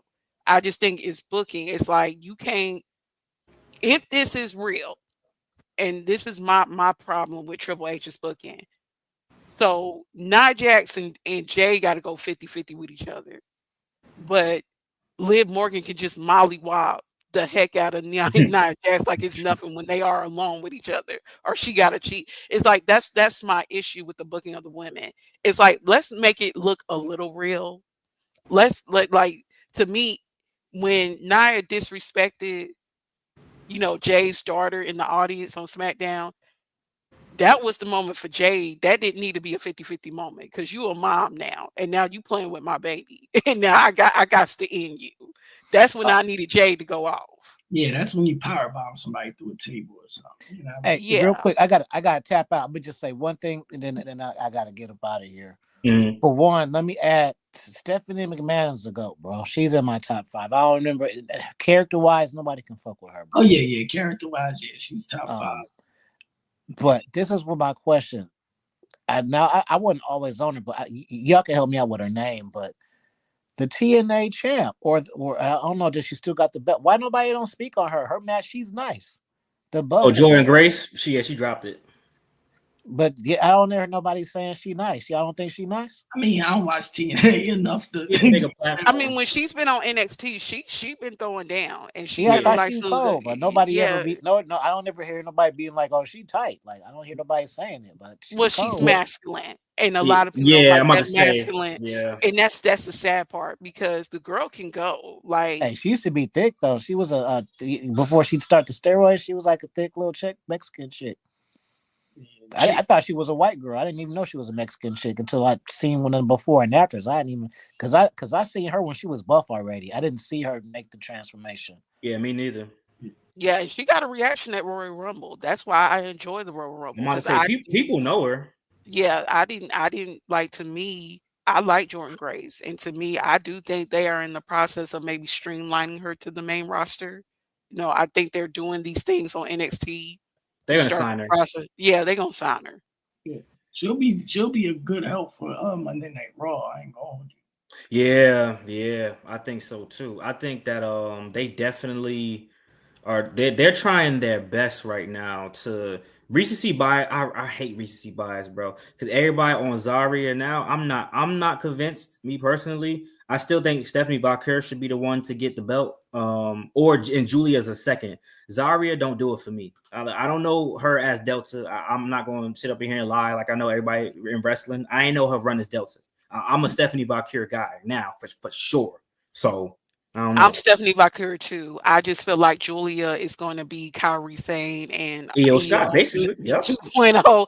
And Stephanie is her own woman. I like her look. She got a nice figure, and she just know what she's doing in the ring. Mm-hmm. And I just feel like Nikita and Cora Jade, they're probably pretty young women, sweet young women, but they need to be in TNA. They need to be under Gail Kim's learning tree because that NXT women's division is outpacing them.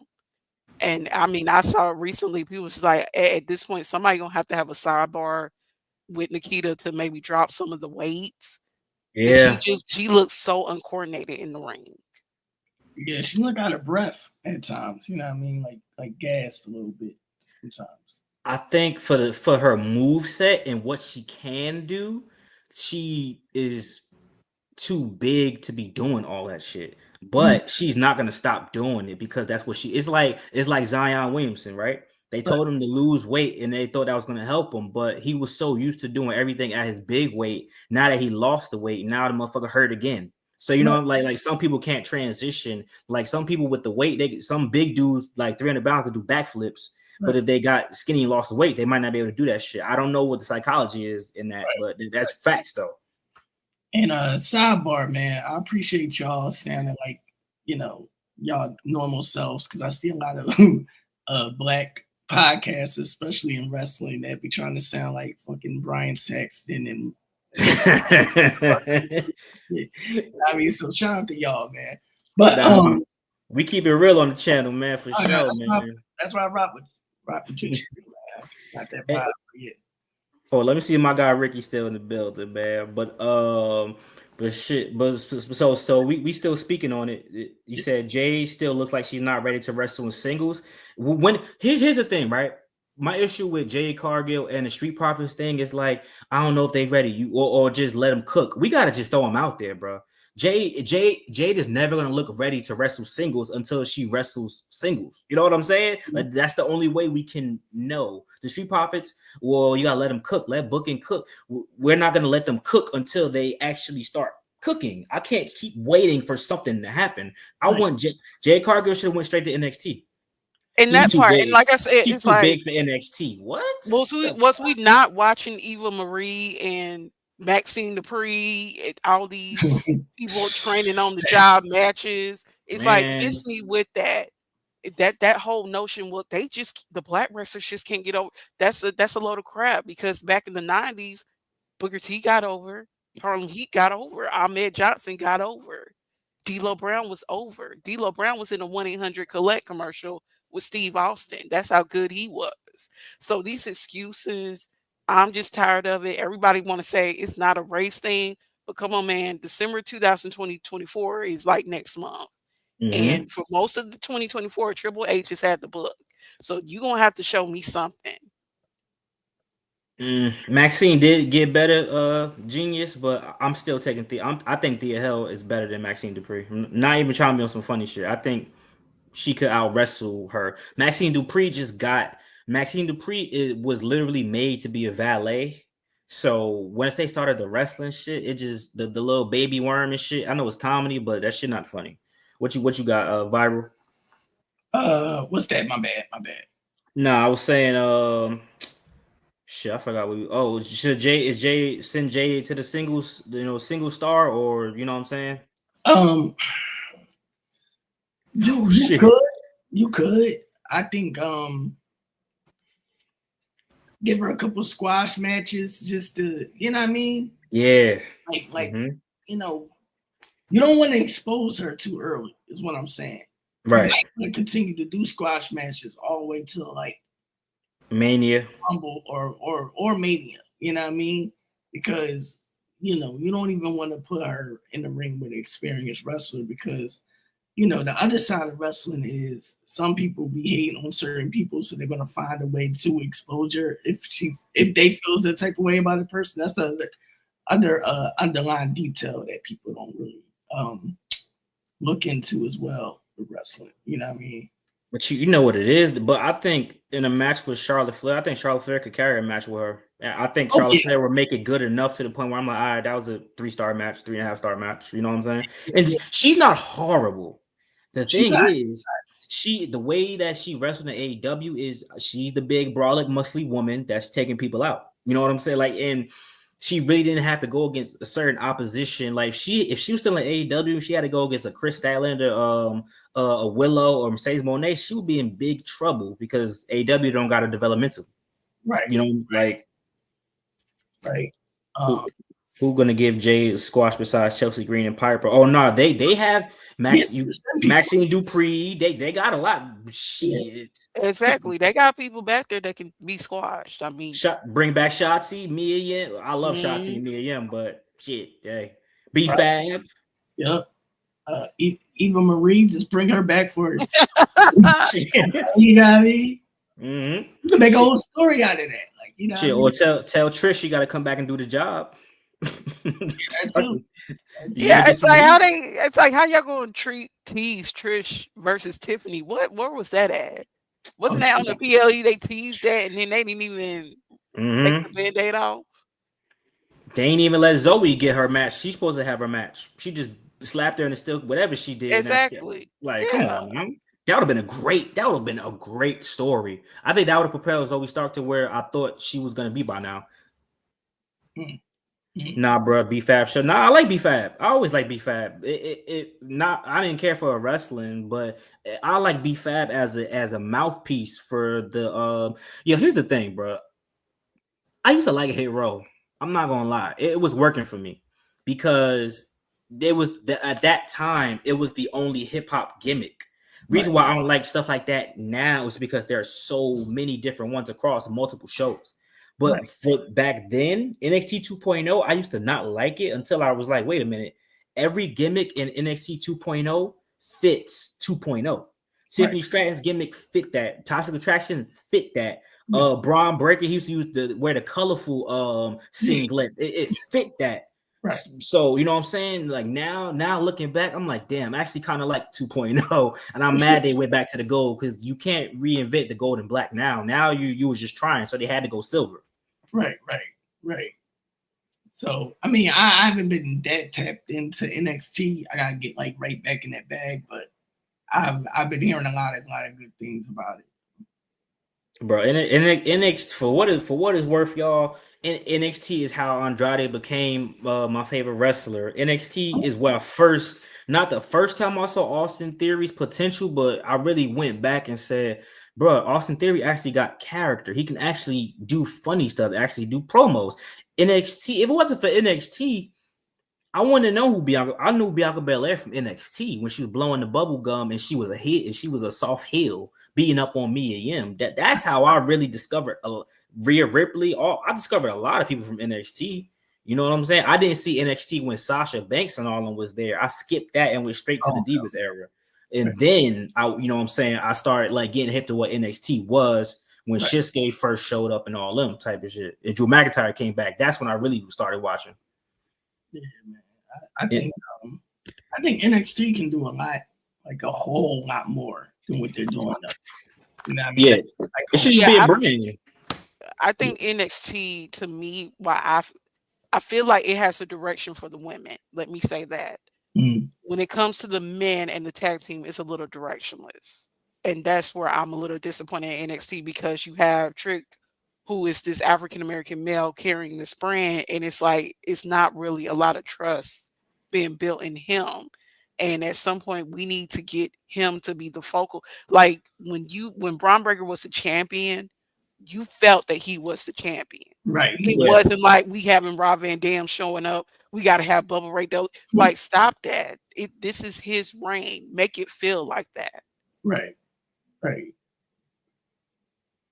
I agree. I think that the thing is, I can't even blame it on call ups because they ain't really like for the men. They called up people who should have been Dragunov should have been on the main roster. They called up Braun Breaker who was ready to go. You know what I'm saying? So it's not like they called up people of extreme significance. What they probably gonna need to do, which I'm first when Austin Theory was in NXT, he should have been NXT champion. He got straight pushed to the main roster because Vince McMahon loved him, a big brolic young man, I guess.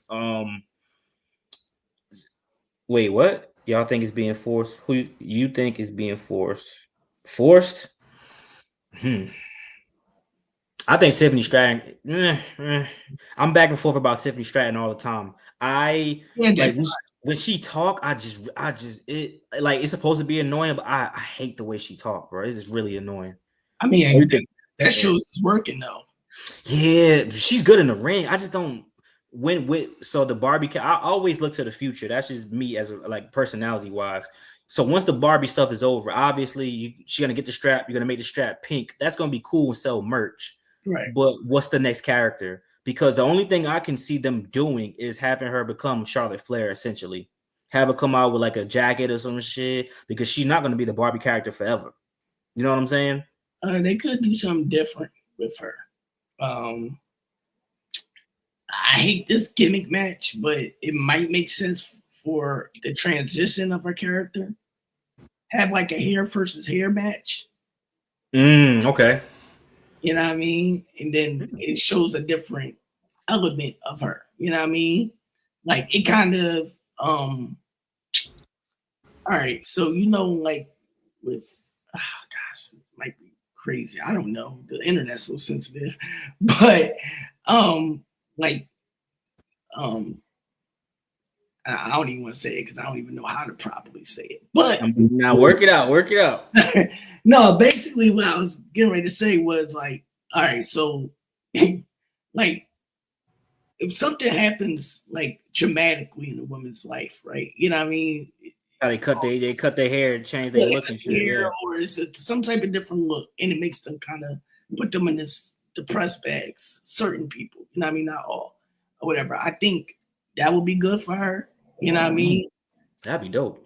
You know what I'm saying? And it could bring an edge to her. You know what I mean? It could, she breaks out the depression, kind of goes maybe Kim Shamrock, like, you know what I mean? Like, She could pull a Mandy Rose, just dye that bitch brown or something. It could be as simple as which is funny because it's not like she's the only blonde character in wrestling. So the fact that she got that gimmick, they must have seen something that nobody else saw because it's crazy. It worked with the Becky Lynch angle. She was actually doing great work. So I don't know how you went. Her character was way more fleshed out in NXT when Becky Lynch was down there and she was beefing with Becky Lynch. Like I watched a couple of promos when I be studying y'all, and a couple of y'all was making fun of me talking about he's studying, bro.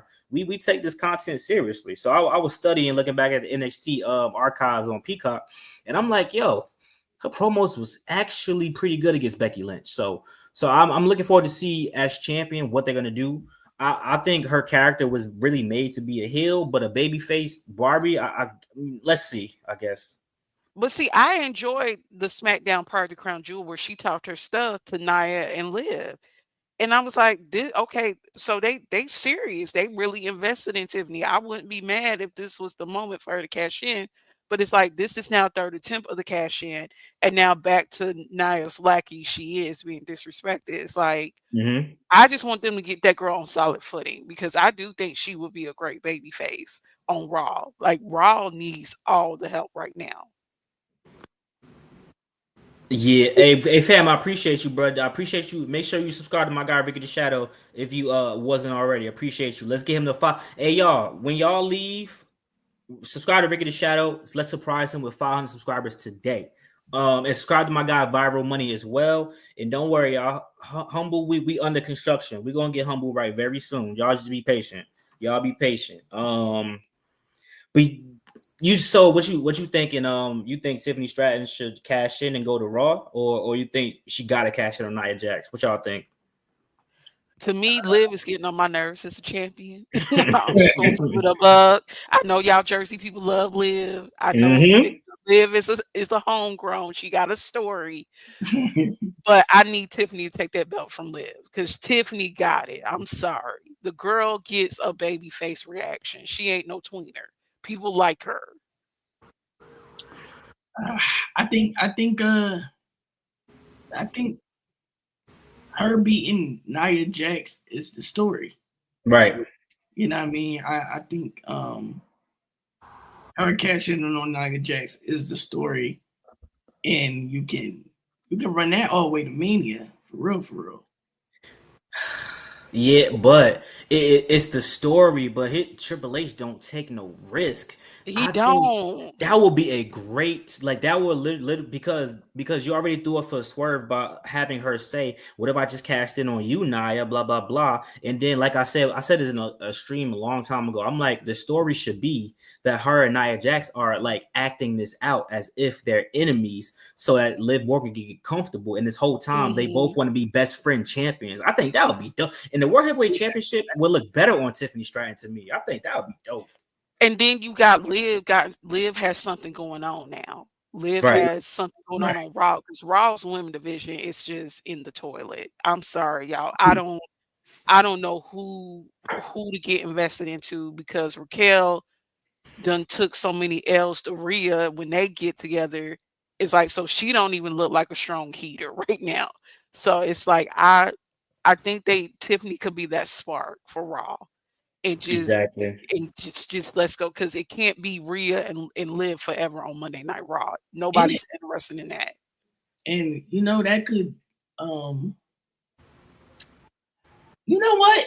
That won't be bad. Now that you put it like that wouldn't be bad. Like Tiff and Liv, and then you still got the Dom in the picture. You can play with the whole flirtatious thing, you know what I mean? Like Dom getting all the shorties type thing, you know. I think that'll be interesting. I think both directions could be very interesting. Well, I'm gonna say this: untried genius is absolutely correct. I said this multiple times.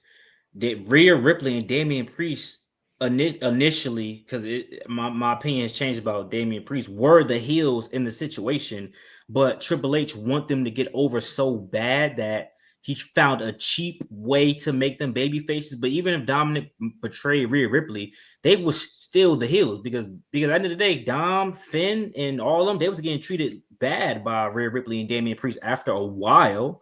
And then Rhea Ripley took out Liv Morgan and Raquel Rodriguez. So how is Liv Morgan and Raquel Rodriguez the heels in the situation? Whether or not she took Dominic Mysterio or not, what's gonna make her the heel in the situation is, and I'm saying I'm calling it, it's gonna be that her and Finn Balor were in cahoots the whole time. Dominic about to get kicked out of the Judgment Day. And then Finn Balor's like, "Yo, yeah, you see, I told you, I told you to use Dom to get us to where we need to be. Remember that night I went to your hotel room, you left the key for me, and I took it from Dom. Me and you was really, we the masterminds of this, blah blah blah. And then maybe Dom and Rhea reconcile, and then we get something like that until further notice. That's what I think they're gonna try to do. But Dom and Rhea gotta reconcile if you want Rhea to really get that baby face, like that mega baby face thing that you want her to get. I think even if people don't like Dom, eventually it's going to become to the point where they booing Dom and he can't say a word, but then when he's going to turn baby face, and instead of them booing, they're going to cheer him so much that he can't cut a promo. I can see that happening for sure. So you got to figure out a way to make that happen. Once Finn and Dom go at it, people going to start cheering for Dom for sure. Yeah. I think that would be dope. What is, all right, in your opinion, what is missing from the LWO? I know it's a side thing. They don't need to fucking exist. I think it's a wrap on L. Well, they've been jobbed out too many times, and they don't really have a solid story. And to me, like Legado del Fantasma, they are the stronger tag team. I'm sorry. Yeah. I'm sure Wild and Joaquin Wild, and I don't know the other dude's name. I'm sure they're wonderful people, but I don't see them enough to say, okay, they're a solid threat in the tag team division. Or when you do see them, they're getting jobbed out. So I just think the LWO thing just needs to end, because the LWO, the beauty of them being in WCW was we were sick and tired of being sick and tired of you discriminating against Latinos. We want opportunities. Right. This watered down version of LWO, it's just not working. No. Good. All right. This might be a little cheesy, but it could work.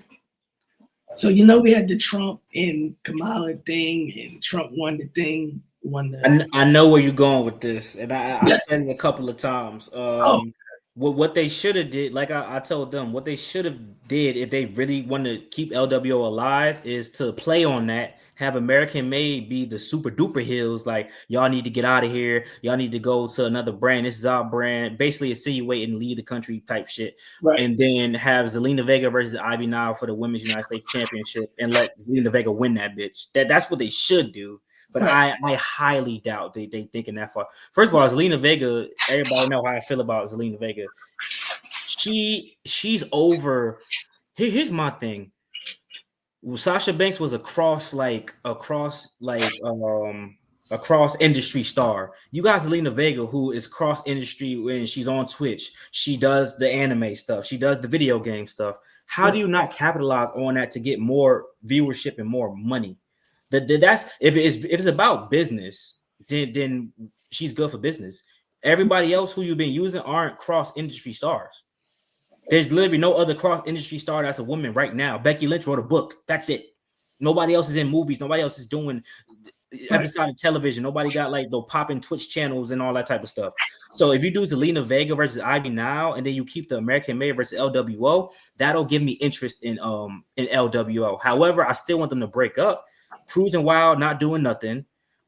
Dragon Lee, I don't care about Dragon Lee, and not because he beat Andrade, y'all. I mean, I'm happy Andrade don't got that weak ass speed belt no more. And Rey Mysterio's value right now is to put Dominic over at WrestleMania and retire. That's his value to me personally. I mean, to me, I think the story needs to be, you know what? They're never going to take us seriously, and we need to make some moves. And I think I wouldn't mind if they do like a black and brown coalition story. Have the Street Profits get with LWO, get with Legado del Fastest, and be like, look, you say that this is what the world watches, but what world is really being represented? It seems like it's going to be just Polynesians and white people up in here, and that ain't working for us, brother. That's not going to work for us. So I think that would be a cool story. Why do you think they've been running away? Because I mean that certain stories are just like right there and the obvious as shit. Why do you think they've been running away from the black and white issue, the white supremacy black wrestler issue? Why is it? You think? Well, it's now you getting advertisers. It's Mattel. They got a relationship with Mattel, Slim Jim. Wheatley's. You got these advertisers, so they don't want to go there. But I mean, it's clear as day. If you're not a nepo baby of wrestling, or you're not of the white race, you're not getting a push. I mean, you're just there. And most of the time, it is the black and Latino wrestlers that are. I won't say for the females, because the females are doing okay. They got Jade, Bianca, and something. But on the male side, it's just like you're just doomed. You're just in trouble. And so I do think they need to do something creatively. Like if this is gonna be Street Profits thing where they're gonna be slapping around the tag teams and all that, okay, let's do that. Let's invite Legado del Fantasma and be like, yeah, I'm sick of being pushed around. Why do we gotta constantly scream and beg and people gotta run on the X or Blue Sky to say that we need to be taken serious? So now we need to move on this black and brown coalition on SmackDown. We can move on that black and brown coalition on Raw, and then we're gonna move on this black and brown coalition on NXT. And we are in the room now. The world is changing, and the WWE is. It's crazy. People don't like having this conversation because, I give a a little viewers discretion every time I talk about this. Is what y'all don't understand is it's not that we want all the black people to be the champions and take over. That's not what it is. I want people who are good to be champions, and or to be just being booked in good position. And it just so happens that the couple of black people, first of all, it's not that many black people in the industry. So for what we do have as representation, right? We can't really get a bone, at least in recent years, because people are always going to bring up the New Day, blah blah blah. Yeah, nothing's ever going to be perfect. So I'll take the New Day and all that shit. But the Street Profits are not ass. Like if they was ass, I would be like, all right, cool. And I think somebody commented on one of my posts and said people just want Montez Ford to be champion because his wife is Bianca Belair. I knew Montez Ford before I even knew him and Bianca Belair was even a thing. So that's not true. I tell this story all the time. When I really started paying attention, I seen that NXT combine when it was showing off their skills, and I saw Montez Ford do the high jump and do all that. Then I saw Bianca Belair lift them damn weights. I was like, oh my, who are these motherfuckers? Let me pay attention to what they. And then that's I was like, oh, they go together. It's like I didn't even know there was a couple. So you can't say that. That's not why people want Montez Ford to be great. I don't care about seeing a woman and man that's husband and wife be champion, because when Becky and Seth was that and they were champions and then they finally got put together, people hated it. People wanted them to be separate. So you can't say that. Like that's not, let's not make no excuses, y'all. Come on now. Like people always find an excuse to say black people crying and shit like that. But at the end of the day, it's Latino content creators that make content about they Latinos, and it's Asian content creators. Yeah, they just don't get as much as reach, or they don't get as much as backlash because black people are the angry black woman trope, always me black man trope, but everybody else don't got tropes like that. You feel me? Exactly, That's right. Yeah. But the thing about it that people need to understand is WWE is in the business like the NFL, like the NBA, like the NHL, and the Major League Baseball. Mm-hmm. The money must be the color green. And to me, at some point, it ain't gonna be up to WWE. It's just gonna be up to Netflix. And Netflix gonna be like, well, we saw Street Profits get that crowd up while we watching Motor City Machine Guns not get nothing. So we trying to get these watch hours up. We may need to put the tag team titles on Street Profits. Right. So that's where it's gonna go. And I think to me, Tony Khan and Triple H, they've gotten too comfortable. And now Yeah, you both of them. can't both of them, and you can't be comfortable no more because these networks, whether people be like, oh, the ratings don't matter. That's a lie. That is a lie. Ratings do matter. And the money is not money like that in America.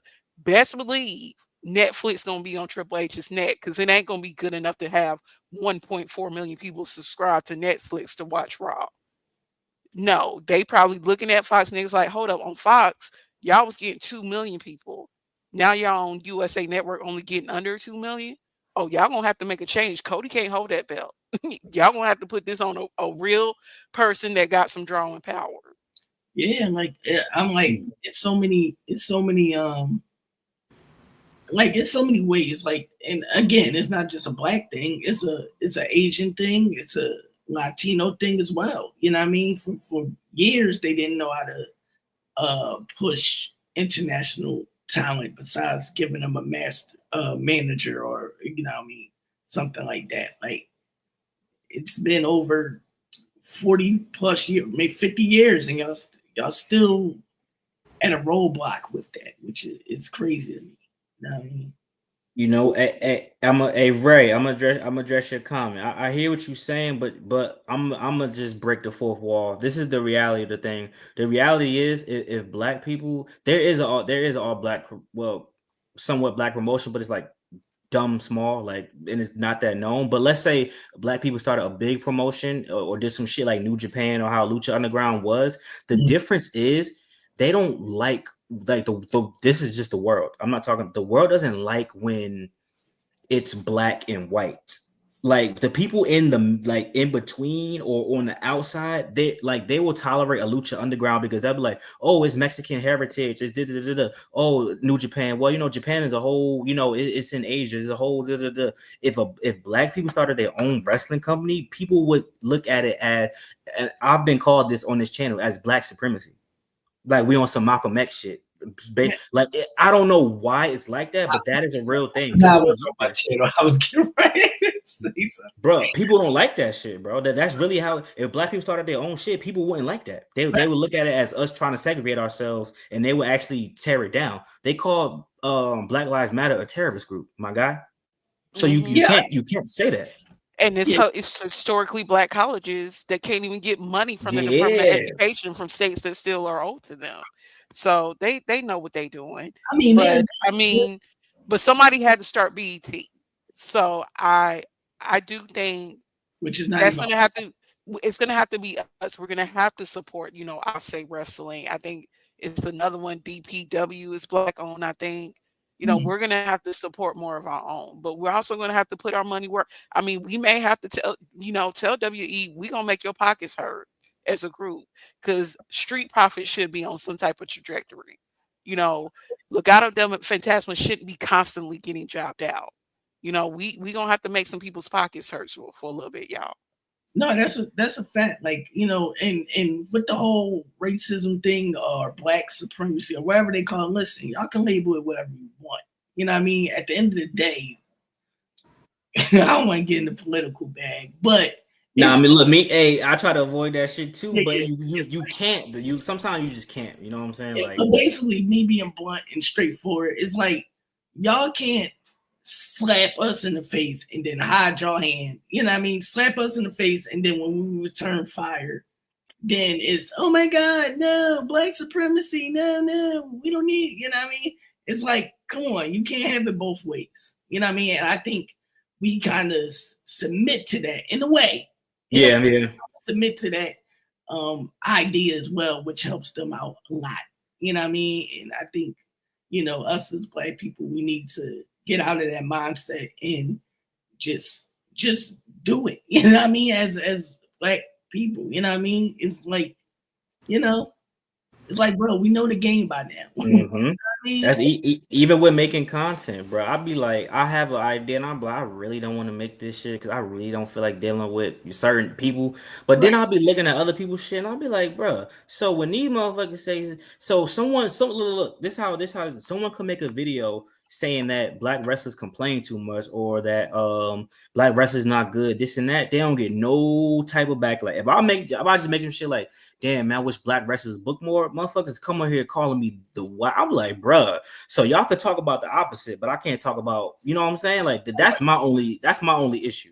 Right. That's my only issue. But you know what? That's also a lot of people that they gonna protect Triple H, because I get it. When I criticize Triple H, they be in my comments hard. Like, Mm-hmm. you don't know what you talking about, you out your mind.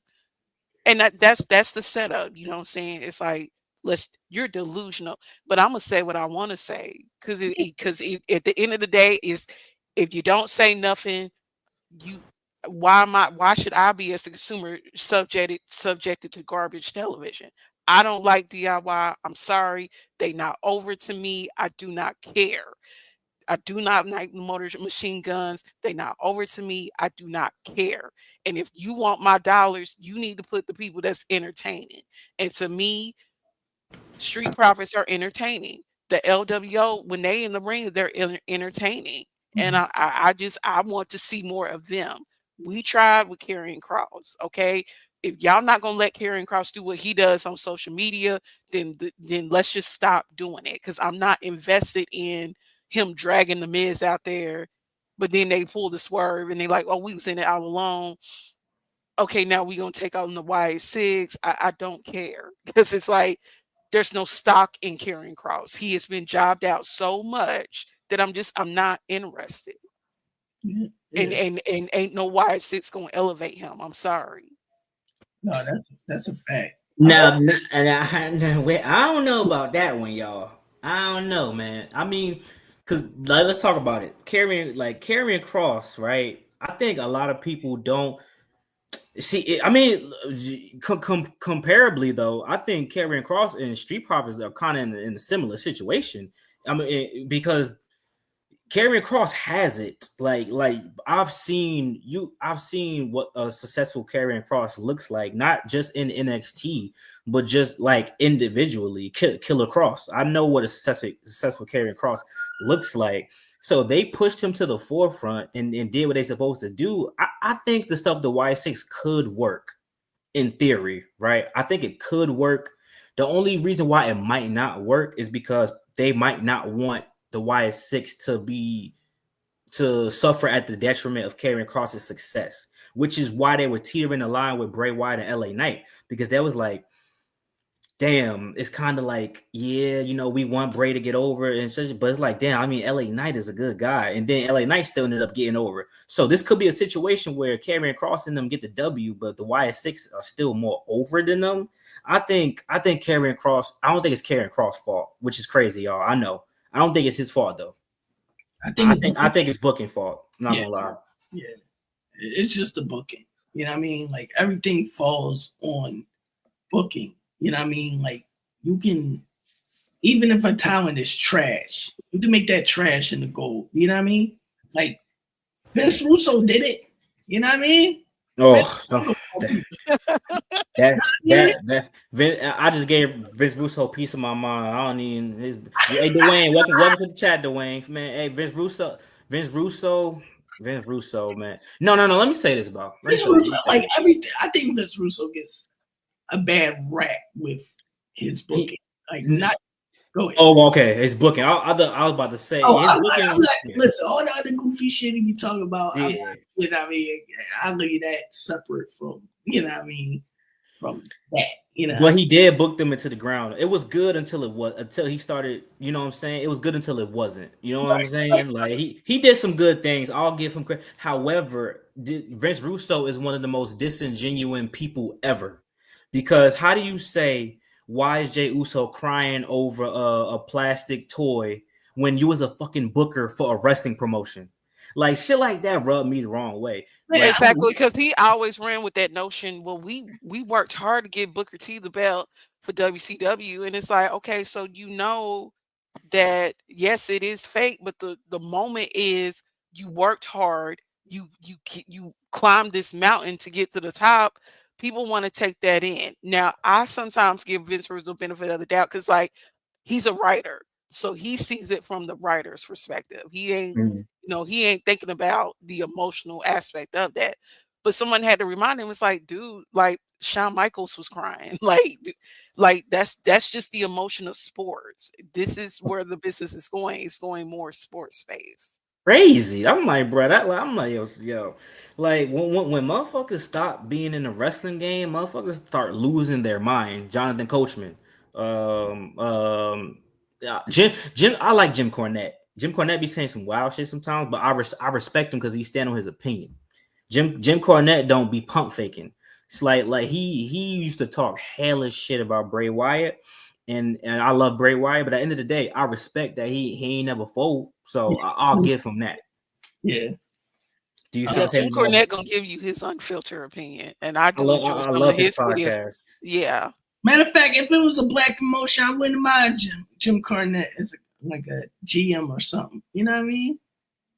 Yeah, Jim Cornette always. I think Jim Cornette is more impartial than most. He just really, and I respect him for this too, because he'd tell you that he don't like AEW because they do the flippy dippy shit. I'm cool with that. And listen, don't listen if you don't like AEW, cool. But Jim Cornette actually watches it, so he can say I don't like it. It's Right. motherfuckers who don't watch it, and it's motherfuckers like yo, what culture, bro? They got one more time. I really want to just cut them off, but I'm gonna give what culture one more chance because I grew up with them. But yo, they are kind of starting to teeter this line for me of clout chasing. Like y'all got 2 million subscribers, bro. Why like some of y'all thumbnails and titles is kind of pissing me off a little bit because y'all got what y'all need already. If motherfuckers that was less than 10,000 had to do some shit like that, I understand. But come on, y'all could do better. And Jude, how you feel about Bailey? She isn't really over no more. I think I want Bailey to leave, not because I don't like her. I think Bailey is one of the type of people who really just wants to wrestle type shit. Like I don't think she really give a damn about being the women's champion. So if you want to wrestle, you should go to AEW with your bestie and get the bag because you'll be able to wrestle some of the best. Bailey versus Britt Baker, Bailey versus Statlander, shit like that is something I would like to see. But she might be a lifer though. yeah. Bailey just resigned. She ain't going nowhere, Yeah. and she a Triple H fave, so she playing her position, and I can't hate. Get your money, girl. But yeah, I think that my thing of it is with the Four Horsewomen, it's like that was a moment in time. And I just think that it needs to be a moment in time. We don't need a new Four Horsewomen. We just need to let these young ladies up and coming, Mm-hmm. you know, go ahead and get their shine. And to me, I think Tiffany Stratton is more than in need of her shining moment. Because, like I said, you're going to Netflix. If Netflix see Tiffany Stratton getting a reaction, best believe they gonna have a sidebar with Triple H and that WWE executive team to say, hey, we may need to put this belt on Tiffany Stratton because this about the watch hours and we need people watching our stuff. Well, I'm happy you brought up Netflix though. How so? If yesterday's pay per view was any indication of what a live event for Netflix gonna look like, I hope they get that together, bro. So I'm not trying to exit out the damn Netflix app 15 times just to watch Raw. I'm not gonna lie to you. I was like, bro, I'm about to turn this shit off in a minute, bro. Glitching, starting over. I gotta go jump back to where I was. I'm like, yo, these niggas tripping, bro. Yeah. And the audio issue, because I think Mm-hmm. Jerry Jones was having like he Oh was like yeah, mumbling. I'm like, okay, Netflix, you asking me to pay how much each month? We need to get this together. Which they is lucky that wasn't no paper. They lucky they didn't make you pay pay-per-view price plus a subscription. I would have been pissed. Oh, I would have been pissed. yeah. Some When furniture Netflix be, right here. I think Netflix. I think it's gonna be PG-14, right? Okay. When they go to Netflix. I don't think it's changing, y'all. I think it's gonna be PG. I think the same people that's writing the show on USA Network is gonna be the same people writing the show on Netflix. But but even the fight yesterday, they was letting a lot of stuff fly. So I don't know. That's gonna be interesting. I think they're gonna let a couple of. They're not gonna bleep out everything, but I don't think we're gonna get F bombs and stuff like that. I think we'll get more. I mean, they say ass in B right now, so but I think we'll get more F bombs. The curse words, man. I think they can go to the P word, the F word. You know what I mean? P, I don't know. They're gonna do P, man. They still got Make a Wish and all that type of shit. I don't know about that, bro. Yeah, that's true. That's true. You feel me? So let me say this real quick. I don't know if this individual. Well, I'm poking fun a little bit, but y'all listen, y'all. Right? When I post certain things in my community tab, whatever, I just be having fun, bro. It's not that deep, bro. I posted because Lola Vice liked 2 of my stories. I mentioned it. I'm playing around, y'all. Like really, I told you I got a whole shorty and a whole kid, bro. It's part of the meta. So for people to say that I'm putting her shorty on a pedestal and all this other type of shit is like that shit lame, bro. And at the end of the day, I think that's kind of hate too, low key, because it ain't like these superstars be interacting with everybody that mentioned them or DM them. So I'm kind of thinking it's hate, but I'm gonna let it rock. And but then if Shorty start following me, I'm gonna milk that shit so I can make motherfuckers even more mad. Like, bro, come on. Like, I got to interact with a WWE superstar. How was that? Why can't I be happy about that? Like, that shit weird, bro. Let me speak on that. Let me speak on that real fast. I'm dealing with something similar in the battle rap community, right? And all it is people hating. You know what I mean? It's like underlying hate. It's not going to be straight there, but it's going to be underlying hate, and you're going to experience that. I was kind of comfortable up here until I heard that. I'm like, damn, they doing it over here too? Like, you know what I mean? Yeah. But yeah, that, bro, I'm putting you on game, bro. It's just underlying hate. I'm like, man, Shorty, I'm like, I can't be happy that a wrestler like my shit, man. If I do some shit and John Cena like my shit, y'all gonna, I'm gonna tell whoever to kiss my ass. I don't give a fuck who you are. He's like, oh, you worship. I'm not worried. God said idolize nobody but God. But it's dope to see somebody who you rock with or you talk about on content like your post, and especially they like multiple posts. I ain't get to talk to her, but she liked 2 of my Instagram posts. You follow me on Instagram at Real Black Couch Booking. That's dope. She didn't have to do that. She don't gotta interact with me at all. I interact with YouTubers that's bigger than me, all that type of shit. So it's like, child, that's hate. Most of these IWC people want these women, and they know darn well they wouldn't even give them a 5-minute conversation. That's just hate. Somebody salty. Because I always tag her and she don't mention me. Sir, you're not special. I'm sorry to tell you. You don't got that sauce. She must have sold my ways or something. I wish I could show you. I mean, y'all already seen it. And she got a man. She dating a dude. It's like she got a man. Like, calm down, y'all. Like, y'all be the ones making her y'all screensaver and some shit.